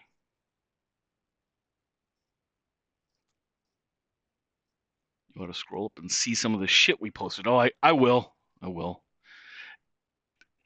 Yeah, I ignored it because I'm looking at another screen and my eyes sort of lose focus and I go somewhere in my head and I just start talking about these things because that's what's going on in my head all the time. So it's basically like putting the spigot in the keg of beer and then you just tap that shit and drink it. That's kind of what this was. In the future, be a little more structured, hopefully. Thank you, Texas Bear. Neil Conway, why not go through old fights and commentate? Yeah, what I am thinking about doing is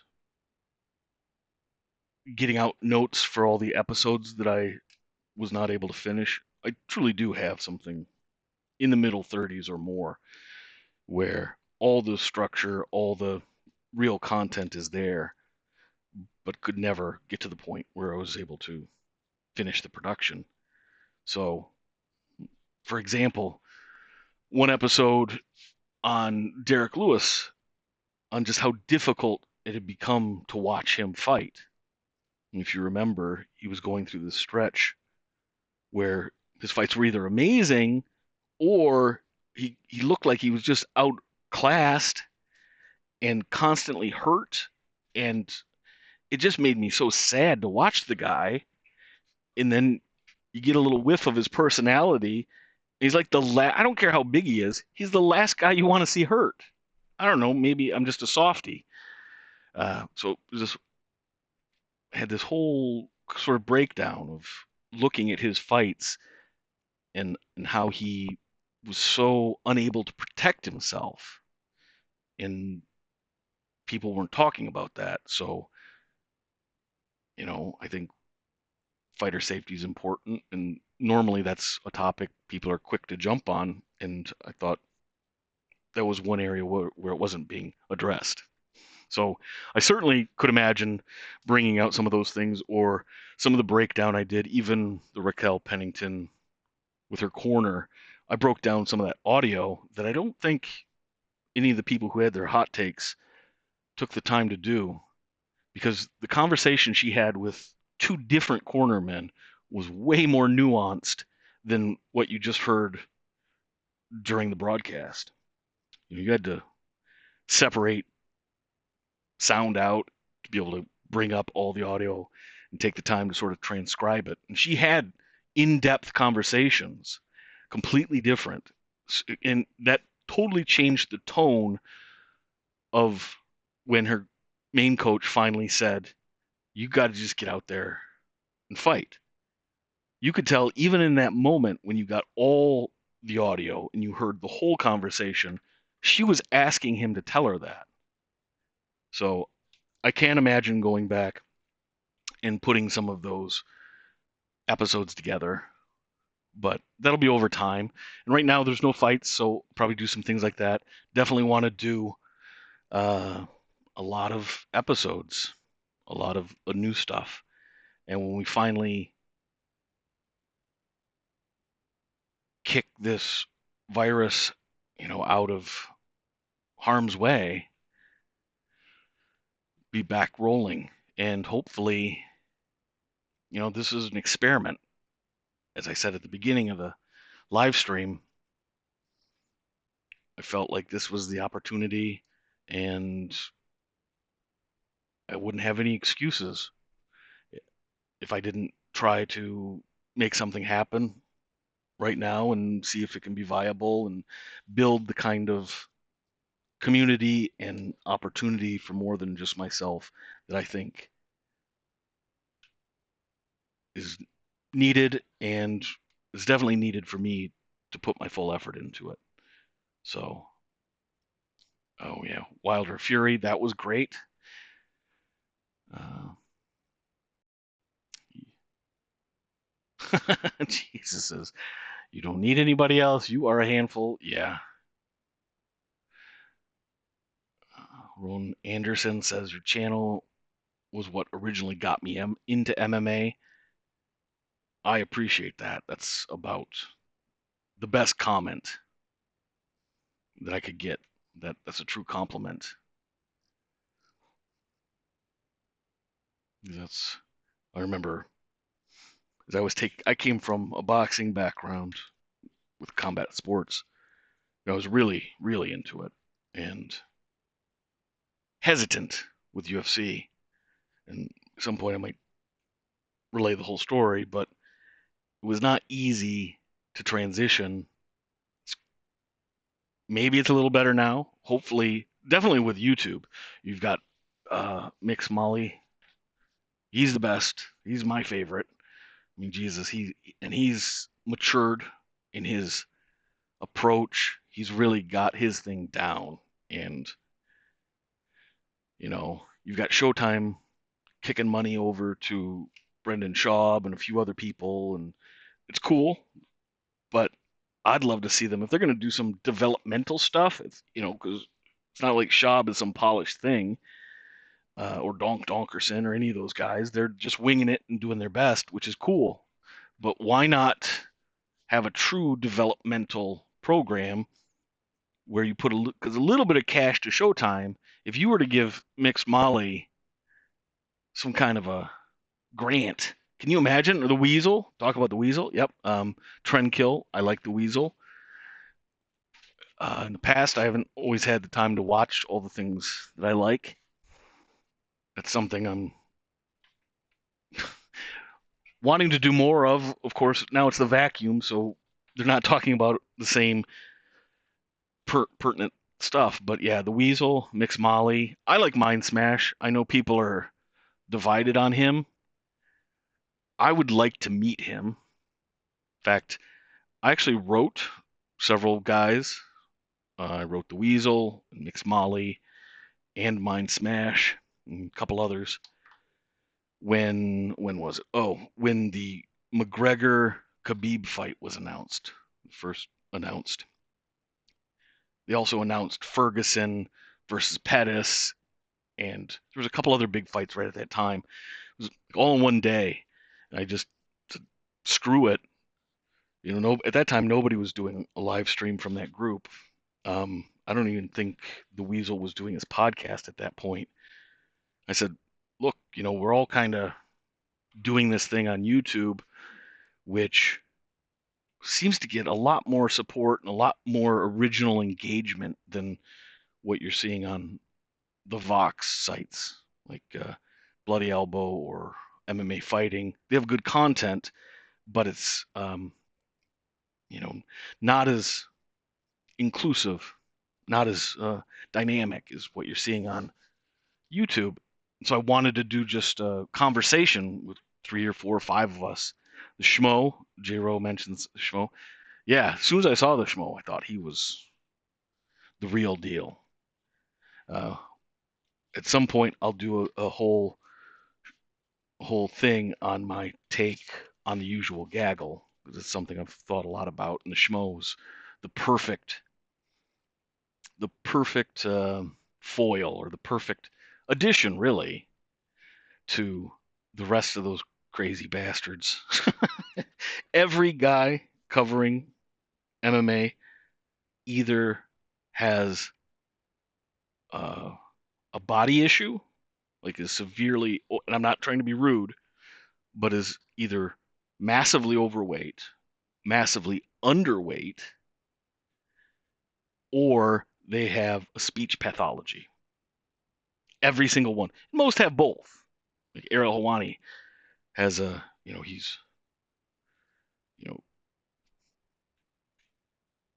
not the strongest guy, not an imposing guy, doesn't want to be, but he's in that other end of the bell curve, the unusually wimpy side. And I'm not trying to be a jerk.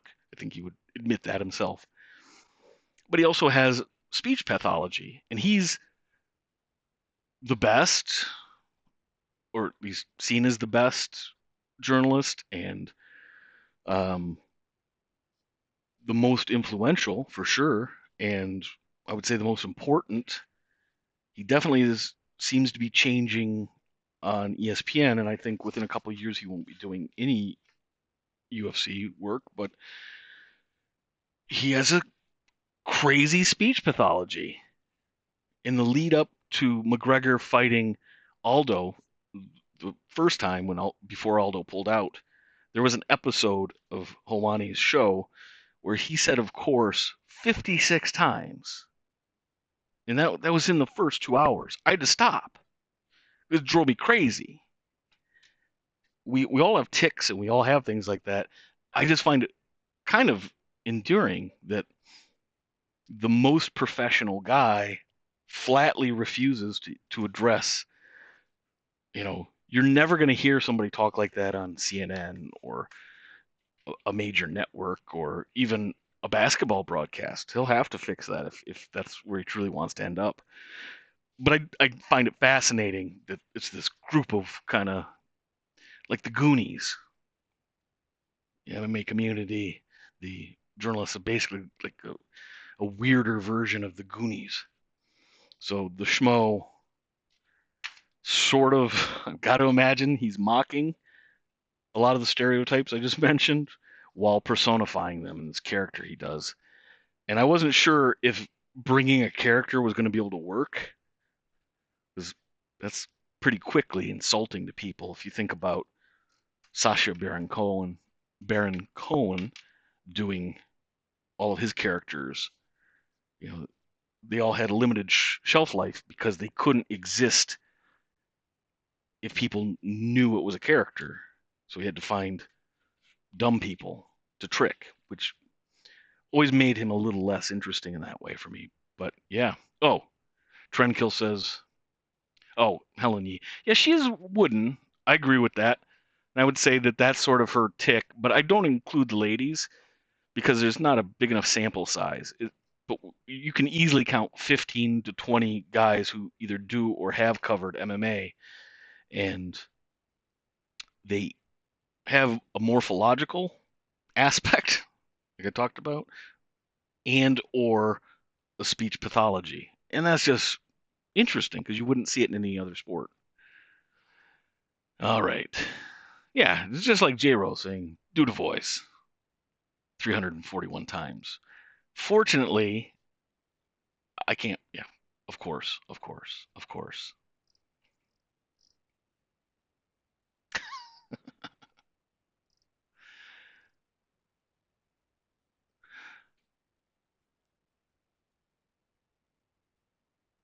Lolita asks or says, just mentions Reyes and Jones. I was surprised at how clearly uh, the tide seemed to be that Dominick Reyes won the fight because I thought it was not that clear cut. When I was watching it, I was, really impressed. The first round, I was impressed with Reyes, but I wasn't surprised because you can get the jump on John like that. When we saw it recently with Santos, it was that he was able to sustain it that was so impressive to me. And had unfortunately he pulled the same trick that Gustafsson did in their first fight. He seemed so proud of himself through the first 4 rounds that he just didn't give as much as John did in the fifth. Now, if you've already won the fight, you shouldn't have to win the fifth. And I get that. I completely agree with that. That what happens in the fifth should have no impact on the first 4, and technically it can't because it's already recorded. I guess it's more of the mindset that you thought you did enough to win, but why did you take your foot off the gas? Sort of the Jorge Masvidal syndrome up until he decided to change his life, which I find that a fascinating subject worthy of a deep dive. But I think one thing with judging, 2 comments I would make on judging, it's way better than what it was in the past, not because they get it right more often, but it's predictable when they get it wrong. I think back to when it was all wrestle bangers or just straight up wrestle effers, the Matt Hughes of the world. And so when you've got the best at it, Matt Hughes, he had some good, interesting fights. But then you have on the undercard 8 other dudes who wish they were Matt Hughes, no imagination, and they would just hold guys down. And they could get punched up the first 3.5, 4 minutes of a fight. If they got one takedown, Joe Rogan's going, well, they just won the round, and judges went along with it. It was a very frustrating time for me. If it wasn't for a few of the elite athletes at the top, I don't know that I could have continued to have the same directed interest, put so much time into watching and thinking about it. So I think the judging is better in that even with the John Jones decision, yeah, I think they got that wrong, but it was very obvious to me there was a good shot they were going to get it wrong. And that tells me if I'm a coach of whoever fights John next, I can give them some idea of how they need to fight John if they want the judges to see what they're doing. You shouldn't have to do that, but part of the bias of judging, and you don't hear people talk about this part of it, there's some other suggestions like isolating them from crowd noise and having more judges. I think those ideas are all good. But if I was coming from the perspective of being a consultant with either a fighter or a fight team, I would talk about narrative, right? I talk about that a lot because it's the thing, the best story wins. Any context, anytime, the best story always wins. So if you can tell a story through a series of fights and through the way you uh, portray yourself outside of the cage, you're giving context and expectation to the judges. So John walks into the cage, everybody knows who he is. They expect him to do certain things.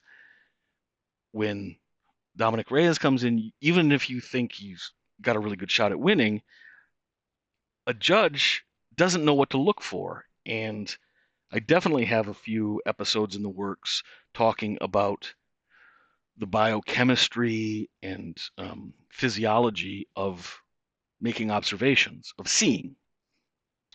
I don't think you don't. I mean, I'm not a doctor and I'm not a scientist and don't have a background in that area, but doing some research and having somewhat of a scientific background to get into it just a little bit, it's amazing because it's impossible for any of us to watch, especially novel events, which is what a fight is when you watch it the first time.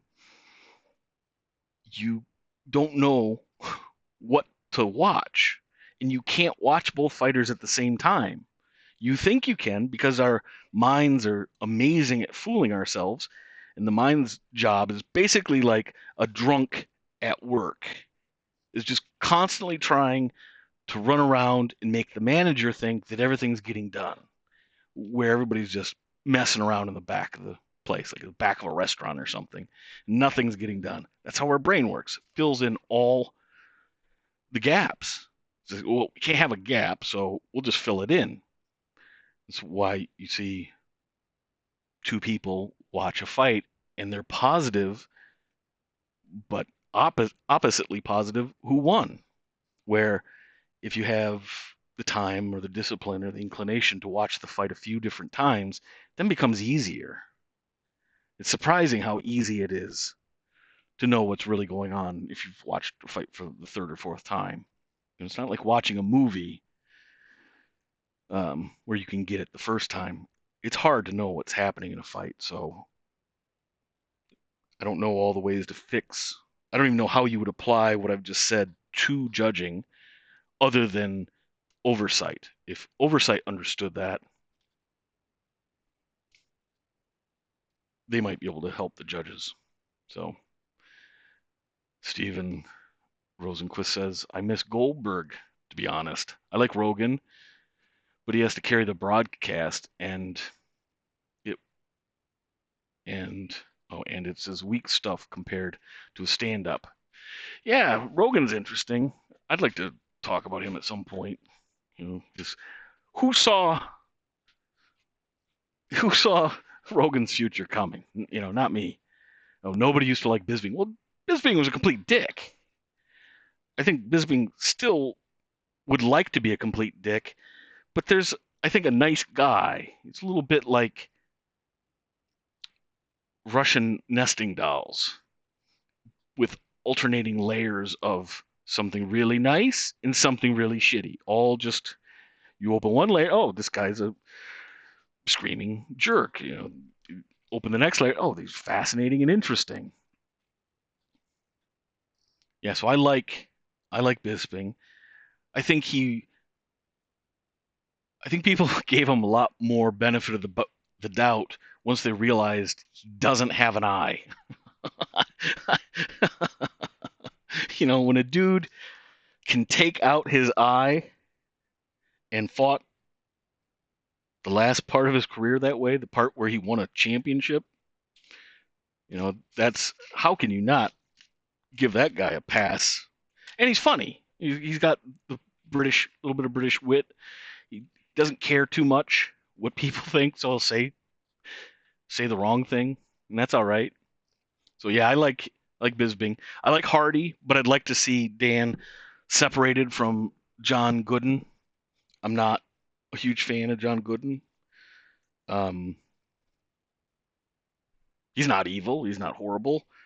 Sometimes he's pretty good, but too often I see him take over the broadcast. If he could do it more often, he probably would smooth it out and be just fine. But I'd much rather hear Brendan Fitzgerald, who, not exactly Mr. Personality, but he doesn't mess things up either. Where sometimes Gooden just takes up all the oxygen in the room. And that bothers me. Yeah, Trendkill says it's British humor, and I think Americans misunderstand it sometimes. Yeah, my grandmother was British. She was not funny, though. um, not funny at all. But she was British, and group of friends I had when I was a kid, we only had a few channels back before everybody had cable. Some people afforded it, whatever. And so you had PBS, and you could get Monty Python and some weird stuff like that on PBS. So I had a group of friends who turned me on to that, and I always liked that that kind of wordplay, you know, back to Chaucer and Shakespeare, you know, for as intellectual as we think of it now, there's an awful lot of aspects that were purient and fart and dick jokes, literally. So, uh, Hegemonium says, "Can you speak to Masvidal's resurgence?" Yeah, a little. Can't do it justice. I'd like to dig into it deeper. I'm very interested because he has a story, right? He's got a story that goes along with this resurgence, and it's like the Bible. It's got BC and AD. So before Masvidal is what he is now, he clearly had a certain attitude, and then his manager or some business associates got him onto that um, TV show in South America. I haven't seen any of it. It'd be interesting. I don't speak enough Spanish that I would watch a show, but I could. And if there was captioning, there you go. But he talked about that on Hawani's show a couple different times. And the way he, as I said, he talked about it in a story. When somebody can explain part of their life in a story, it's usually an indication that they have an understanding of what has happened. And so if you have an understanding of something important that's happened, like dealing with something traumatic or frustrating, it helps you deal with it because it provides direction and it provides sort of instructions. And so it makes sense in his, I'm imagining, in his mind that I used to be this way and maybe he wasn't flexible enough. Maybe he was too concerned about putting himself out there and looking like a fool. And, you can see that with some really tough dudes that the last thing they would ever want is somebody to laugh at them. And Masvidal, with the way he fought, he was clearly good enough to beat most of the guys that he was losing these split decisions to. And was so consistent. Other than Wonder Boy Thompson, that was the only fight that, you know, maybe now he would come up with a way to be dynamic and do what Pettis, but he couldn't just stand in the pocket and compete technique for technique with Wonder Boy. But this new story he has, something happened when he was away, and he also talked about separating himself from being online. So he might have been dealing with being restricting himself, feeling like he couldn't express who he was.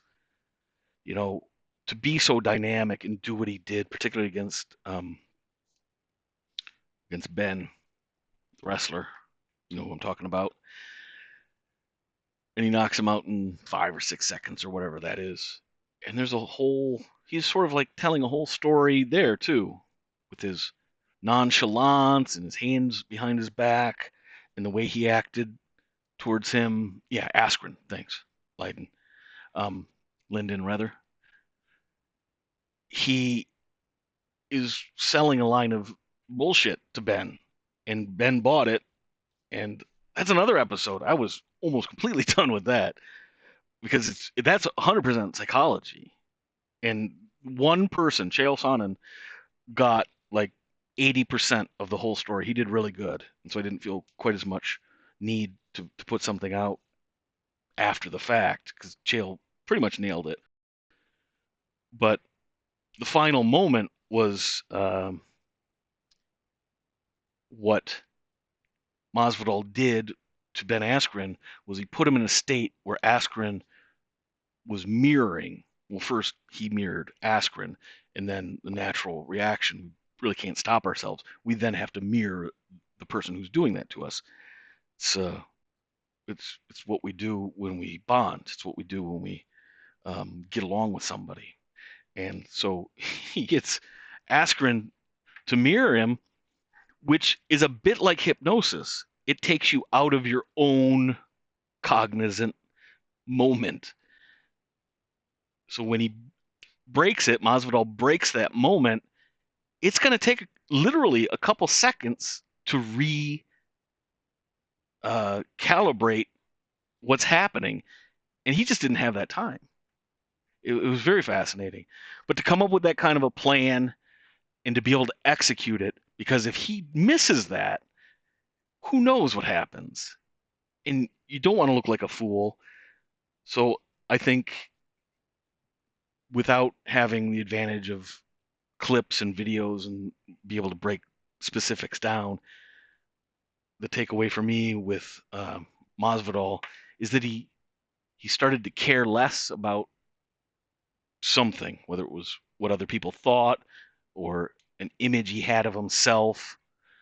And you can even see it in the way he dresses now, and not just with the Scarface thing, but a little more loosey goosey. A little more, yeah, we're just gonna go out and have fun. We don't have to have some crazy plan. We don't have to, if somebody says something, we don't have to do anything.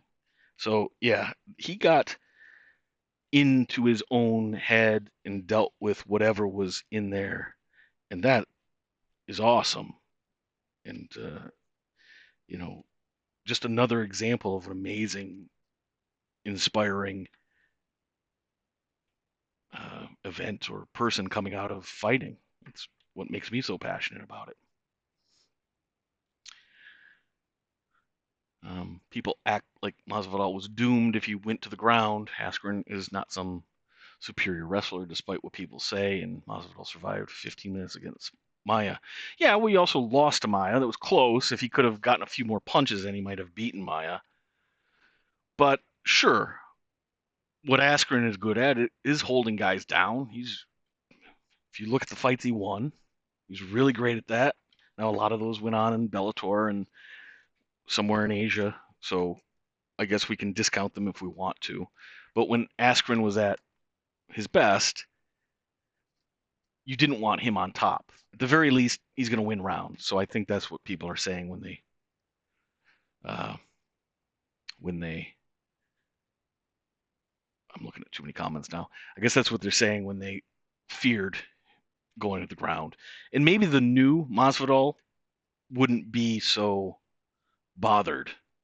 But I do believe the old Masvidal would have been thrown off by getting taken down. And if you could hold him down, if you could mute his game plan, say for the first round, yeah, there's no way Masvidal would have come back in the next two. But now he probably could. We saw that, I think, in the Diaz fight. The Diaz fight, I mean, he was great. Masvidal fought great in that. But it's not like Nate didn't do anything. He didn't do enough to win any rounds. And I don't buy into the narrative that, oh, if he just had two more rounds, he would have certainly won. No, I don't know that that's true either. But he did have good success in moments against Masvidal. But Masvidal, I would say it's a little bit of what Tony Ferguson is so good at. You just roll with it. Now, Tony literally rolls with it. He just jumps these ninja rolls to get out of trouble, which how that ever works doesn't make any sense, but it does for him. Masvidal did his own version. Nate got him on the cage and started laying into him. He didn't panic. He absorbed some of them because sometimes it's the fear of something slipping away that makes you tight and makes you a target. It makes you a standing target.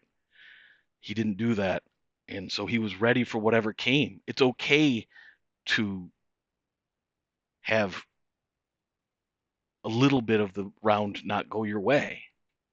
So don't overemphasize any one moment more than any other. Maybe that's what's going on with Masvidal too. Lolita says, "Loosey goosey." Yep, exactly like Paul Acosta. Yes, yeah, and he's fascinating to me, Acosta. I thought he was going to be the champ at 185 before Adesanya. It makes sense. We had some injuries. and made more sense business wise for the UFC to get Adesanya an opportunity before Costa. Costa's the kind of guy, clearly, because he's like a dog on a bone. If you control the bone, you can get him to do whatever you want. So the UFC doesn't have to negotiate with a guy like that. You don't have to convince him. Where a guy like Adesanya, I think you have to work with him a little more. He's a smart guy. He's not a, you're not going to sucker him into something. So get the most out of him when he's first. I was going to say young, but he's actually not that young. When he's first in the UFC and his contract isn't crazy expensive and he's eager, you can get him to do a bunch of fights. And they did. And he made the most of the opportunity, which is great for him. But I think Paulo's going to be a revelation to Adesanya. Maybe not, though. It's fascinating.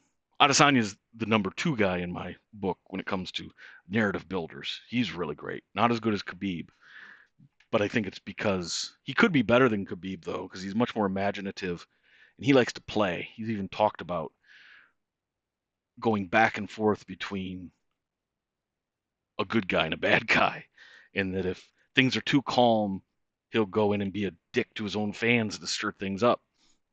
All right, that's cool. That I understand that.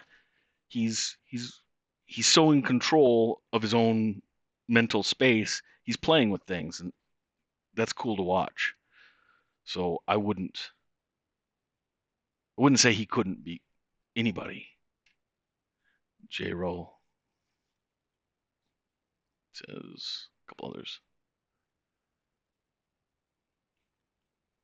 Hybrid Mind says 11 months to make any content. Yeah, I talked about that already.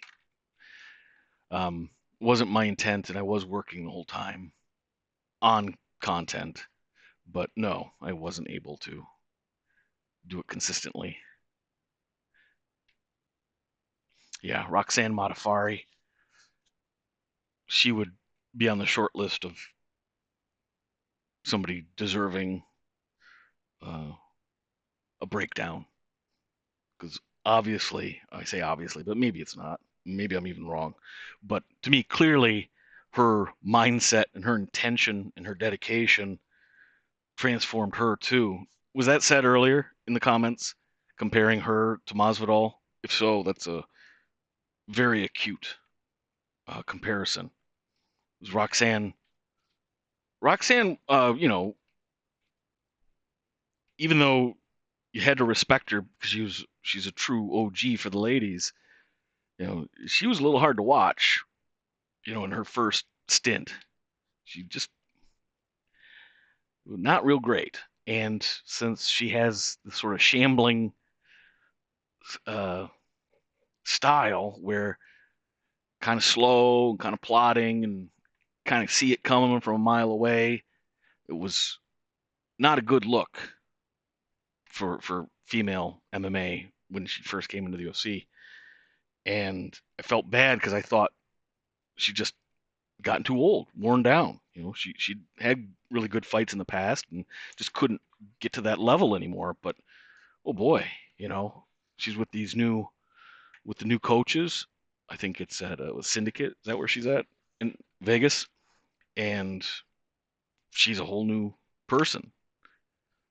And yeah, definitely beating Barber was a good thing. Impressive. And I liked Barber's response in the fight and after the fight. That okay, if you're dominant and you can stay dominant, that's great. But if you can't and things go really bad, then what do you do? That to me is way more interesting. And she tried her damnedest. And I think that will serve her well moving forward.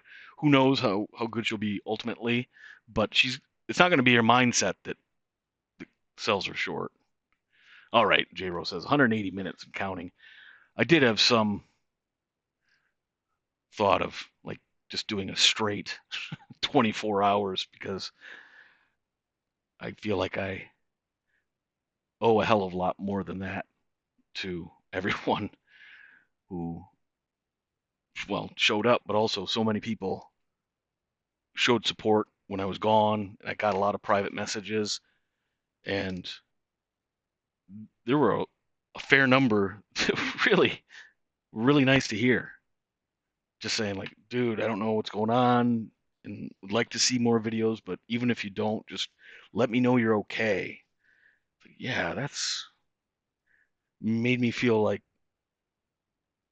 what the work I'd put in previously was worth something because there was a bit of a connection. Because that's how I felt. I spent a shit ton of time in the comment section. I think you can go back to the old videos and see that. Once you got a whole bunch of the crazy Khabib Connor thing, that just got out of hand and there's too many people involved. But previous to that, there were a lot of like threads in the comment section. You don't see that too often over here. So yeah, Imanari rules. That's the crazy stuff Tony's doing just randomly. Uh, Hegemonium asks about Tony and Jorge relaxed state under pressure being the biggest variable for success. I think it's the biggest variable in Jorge's transformation. I think Tony's biggest asset that's not an attribute like his conditioning or things he taught himself.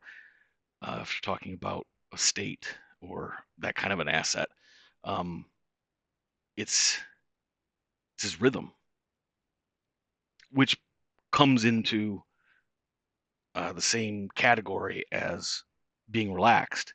Because when he dances and he does his interesting movements, he feels good. He feels safe, I think. He feels in control. And when he says, my mat, I just want to see that so bad. I want to see Khabib on one side who's controlled the mat 100% of the time against everybody. And then I want to see Tony who owns the mat like nobody's ever owned the mat. And when that fight starts, you know Tony's gonna be pointing at the goddamn mat, going, "My mat, my what's Khabib gonna do?" You know, Khabib doesn't just rush forward, so it's not like it's gonna enrage him and he's gonna come out swinging to get him. But how does it, if at all, change Khabib's tactic? I think it would change Khabib because we've seen Khabib so affected by Tony, which I do find hilarious. I watched, as I'm sure everybody did, the press conference, and I'm going to just break that down. I will do an episode on their press conference because it was so just great. I thought it was just pure gold. Um, and Khabib had his moments, and Tony had his moments. I thought it was interesting. It's worth going into like, why Khabib would call Tony stupid. Clearly, Tony's not stupid. Not if you're comparing him to everybody else in the UFC. Tony's not one of the dumb ones. He's one of the smart ones. But Khabib really thinks he's stupid. So I think that would be interesting to go into. And then Tony coming out of his own shadow, I think, for the first time and truly fighting against the narrative. He brought up, the, I thought, the funniest and sort of most obscure one. He brought up Khabib being afraid of cats. Did you guys catch that? Stupid guy, yeah. Well, stupid. This guy's stupid. This is a stupid guy. But you remember Tony brings up Khabib being afraid of cats, and it was just a part of a longer uh, free association that Tony does. And I can't remember, but it was packaged in the middle of all these other points. And what the hell? Well, I just happened to have seen previously one of the videos where Khabib is in a house somewhere. It's got to be in Dagestan because the uh, nobody does wallpaper like people in Dagestan. They've got the greatest goddamn wallpaper. Seriously. So he's in a house with the fanciest wallpaper you've ever seen, and somebody's got an exotic, one of the little exotic cats, like an ocelot or something like that. I think it wasn't. It was smaller and not as dangerous looking. Maybe some sort of a crossbreed, a little more, much more of a pet than an ocelot would be. But Khabib, he wasn't wearing skirts, but he still pulled his skirts up to protect himself, like cover himself with his skirts, and like climbed up the wall. It was like straight out of Scooby Doo.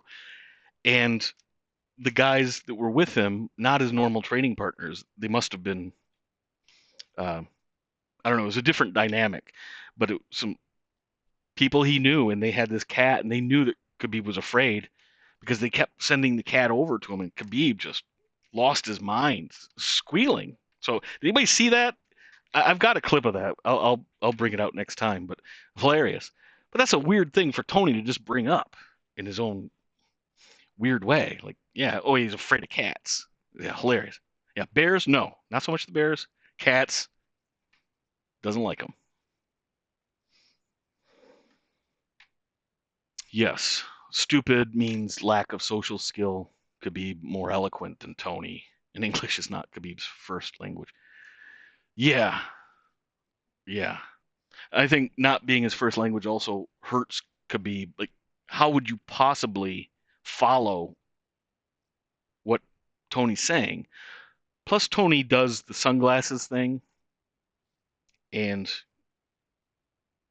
I loved it when he told Khabib to take his sunglasses off, because that's just a Tony thing, and Tony knows that drives Khabib crazy because Khabib's like, I'm not wearing sunglasses, and I think that's a unique sort of Russian little bit of contact I've had with some Russians. They can be very literal, probably even more so when speaking English.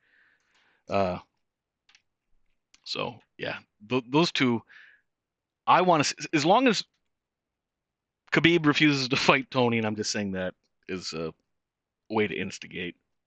If you've been listening, you know I don't think that, but uh, as long as Khabib is on his religious sojourn and can't fight or won't fight, and nobody else can fight because of various diseases and situations and pandemics, why not get a reality show and structure it just like The Odd Couple, the old Odd Couple TV show? And you got Tony and you've got Khabib. You don't have Khabib's buddies, like they can stop by once in a while.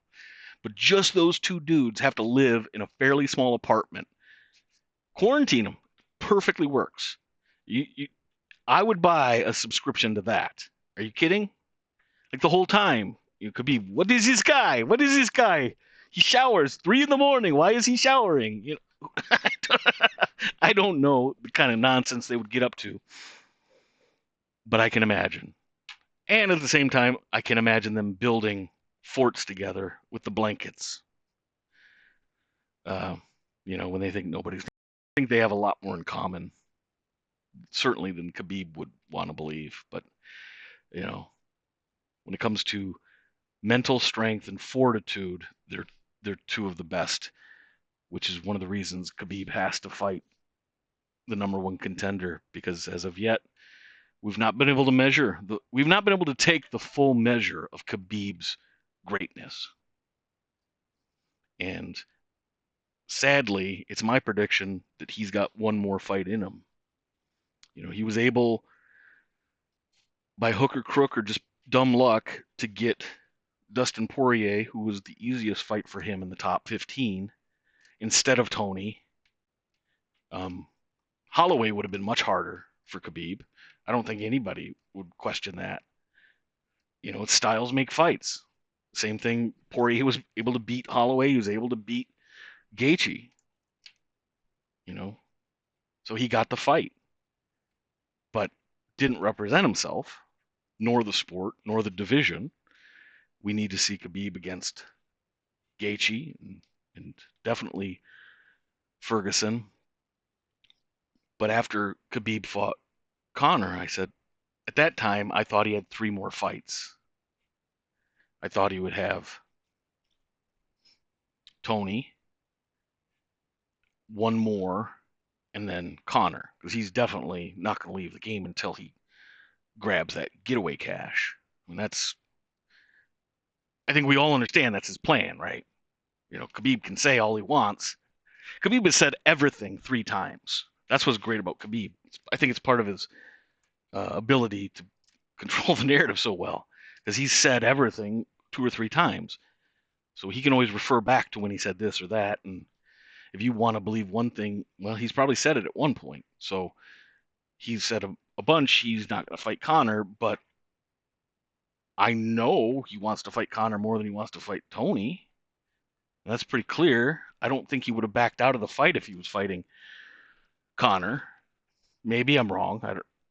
Let me know your opinion. I'll definitely be reading the comments after the fact, responding and using that to build what happens next. So yeah, I thought there was 3 more. Now I think one. He's dragged it out. It was his choice to put the fight as late into the year as he could, and then he's got this exemption that just randomly everybody thinks it's fine. He takes 4 months off of the year because he believes something. Doesn't matter if Tony believes it or anybody else, as I said before. So I think he's got 1 more. They're going to find a way to put him against Conor. I mean, God forbid, or God help that Tony doesn't get injured. But if Tony gets a hangnail, Dana's going to be in there, swoop in there. Oh, he can't fight. So he's going to get that getaway cash, and he'll be able to retire undefeated. I do think he wants 30-0. So is that 2 more fights or 1 more fight? I can't remember. I think it's only 1 more fight. So unfortunately, and if you're a Khabib fan, the way we can avoid Khabib retiring without fighting Tony, the the way we can make sure that Khabib does fight Tony before he retires, that's a better syntax, is if his fans question him, which some are doing now. So if the like me, I've busted Khabib's balls in the past, and I've uh, pointed out flaws in the past.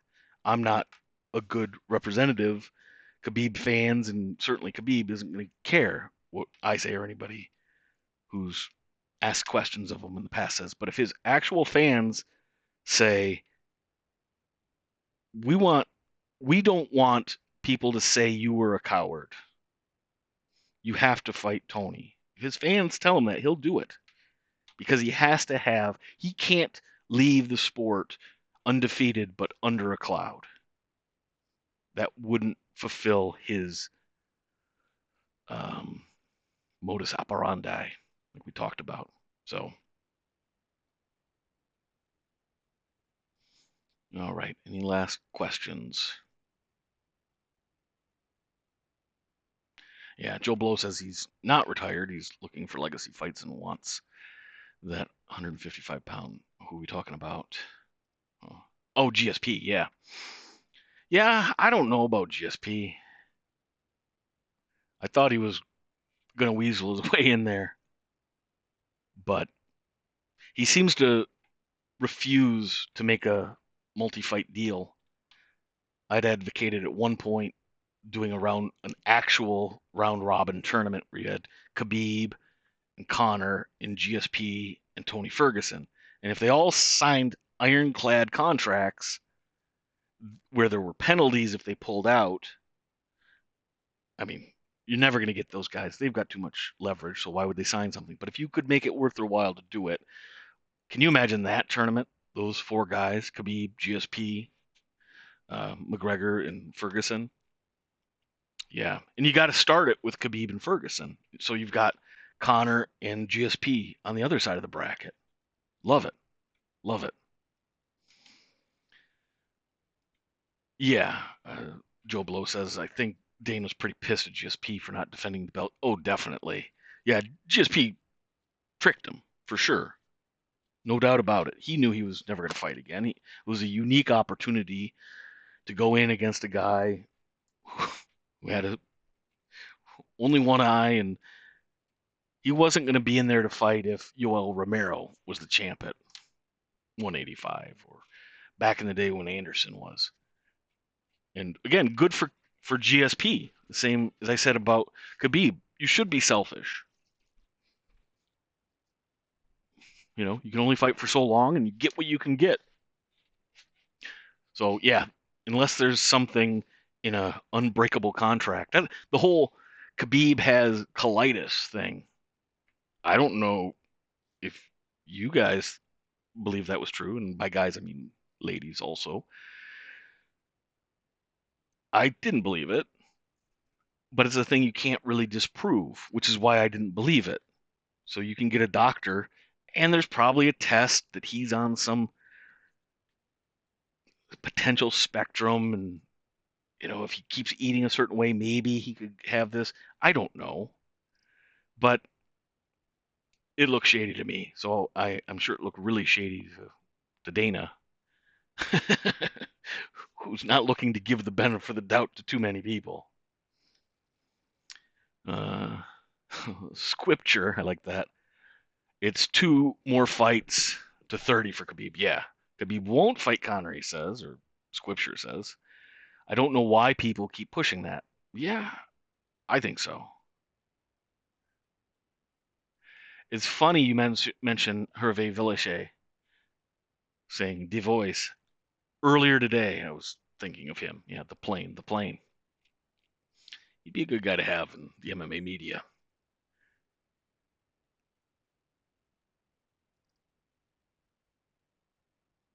Yeah, Ferguson, unappreciated by the UFC. It's disgusting. I agree. He is. Dana reminds me of a boss I had one time, if I can digress. Apparently I can. I had a boss. I worked at a head shop in Phoenix back in the day.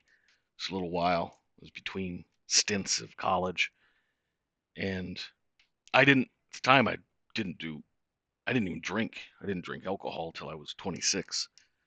Um, so I didn't drink. I didn't do any drugs. I had done a couple things to try them like a scientist in my own mind, but I didn't do anything.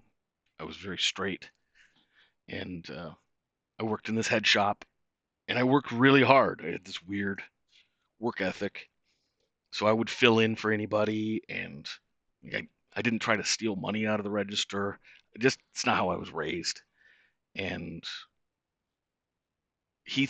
so the owner of this place was the boss, the main boss. He didn't come in often. And one time we were doing count, where you count all the word is eluding me, but when you do, people in the service industry will know what I'm talking about. Uh, some places you have to count every item. Inventory, that's what it's called. You do inventory once a year. And everybody hated it because you didn't have any customers. You closed down. It was just work and dirty. You had to clean everything. And so I was just busting my ass. It's kind of my mindset at the time. And this owner came over to me and eventually said,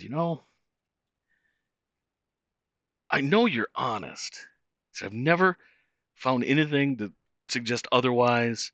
You're pretty good in all these different areas. You're really good in these areas. You work so hard. He said, but I can't get my head around you. You're nothing like anything I can appreciate. He said, so I can't trust you. His whole point was the first 3/4 of the speech was, I want to make you some kind of a manager because he had a bunch of different outlets. And I was, well respected by the manager of that store. And that's probably who suggested it.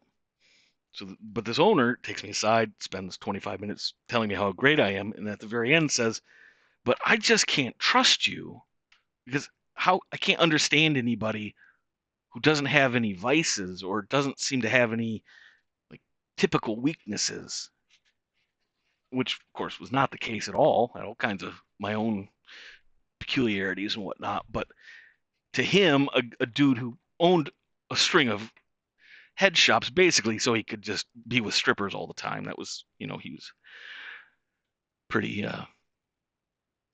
like a leisure suit Larry kind of guy. And so he couldn't understand me. I get that sense with Dana whenever he talks about Tony. It's like, this guy is so far out of my wheelhouse. I can't understand a goddamn thing about him. I don't trust him, and I don't think he's going to generate numbers for us either. So, is there a way we can just take advantage of how amazing his fights are, but not ever put him in the spotlight? I've thought that about Dana for a long time with Tony, and thought it was too bad. The best thing Tony ever did was to get with his new management group. They seem to really have his best interest in mind and have effectuated change that I think is observable. So, yeah, sounds like Dana. That's kind of similar. And Dana seems to be that kind of way. So, kind of a shady dude. Okay, yes, inventory counts. That's exactly right, Susie. That's what they were. And I hated them too. But if I hate doing something, I have to work really hard. It makes the time go faster for me. I don't know why.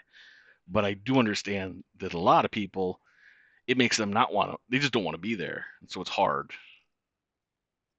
And normally that would, you'd want employees like, no, that guy couldn't stand me. Like, he didn't dislike me per se, but couldn't trust me.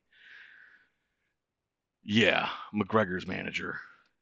I didn't like that scenario. I think that group is good for Connor, and I think pretty much any group Connor's part of is probably going to be good for anybody else there, unless, you know, you're not going to take coins out of the king's purse. And that's how they're going to see McGregor in that scenario. So, all right. I think we've gone long enough. I've pushed this quite a while, and you guys have stuck around, and I appreciate that. It's just the beginning, as I laid out. I've got some things I'm going to try to do and incorporate some of your ideas as well. I mean, you guys are just like me. You know what you want to see in this space. We're all excited and kind of like little kids, I think, often with thinking about these fights, and sort of they're almost like magic. And there's not a lot of things in my life that I feel that way about. It's not, there's something real, I mean, it's literally, there's something precious about that, something special.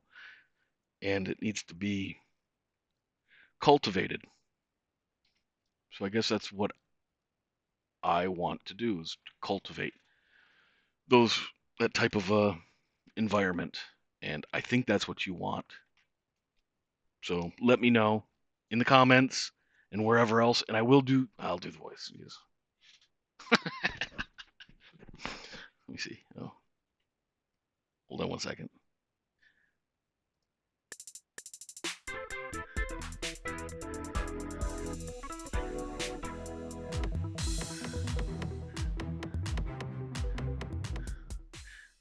Remember, this isn't supposed to be easy. Hello, I'm Cavassier the goddamn Newt. All right. I didn't even get his tagline right. So I'll work on that, and we'll see. I love you guys, and see you again soon.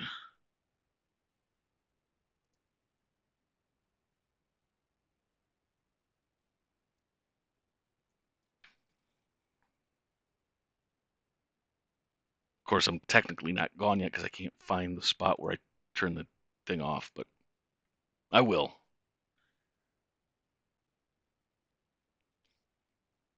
Decimated Body, yes, thanks for sticking around. You can go now. I appreciate it. I appreciate everybody who donated money. That's cool. Unexpected.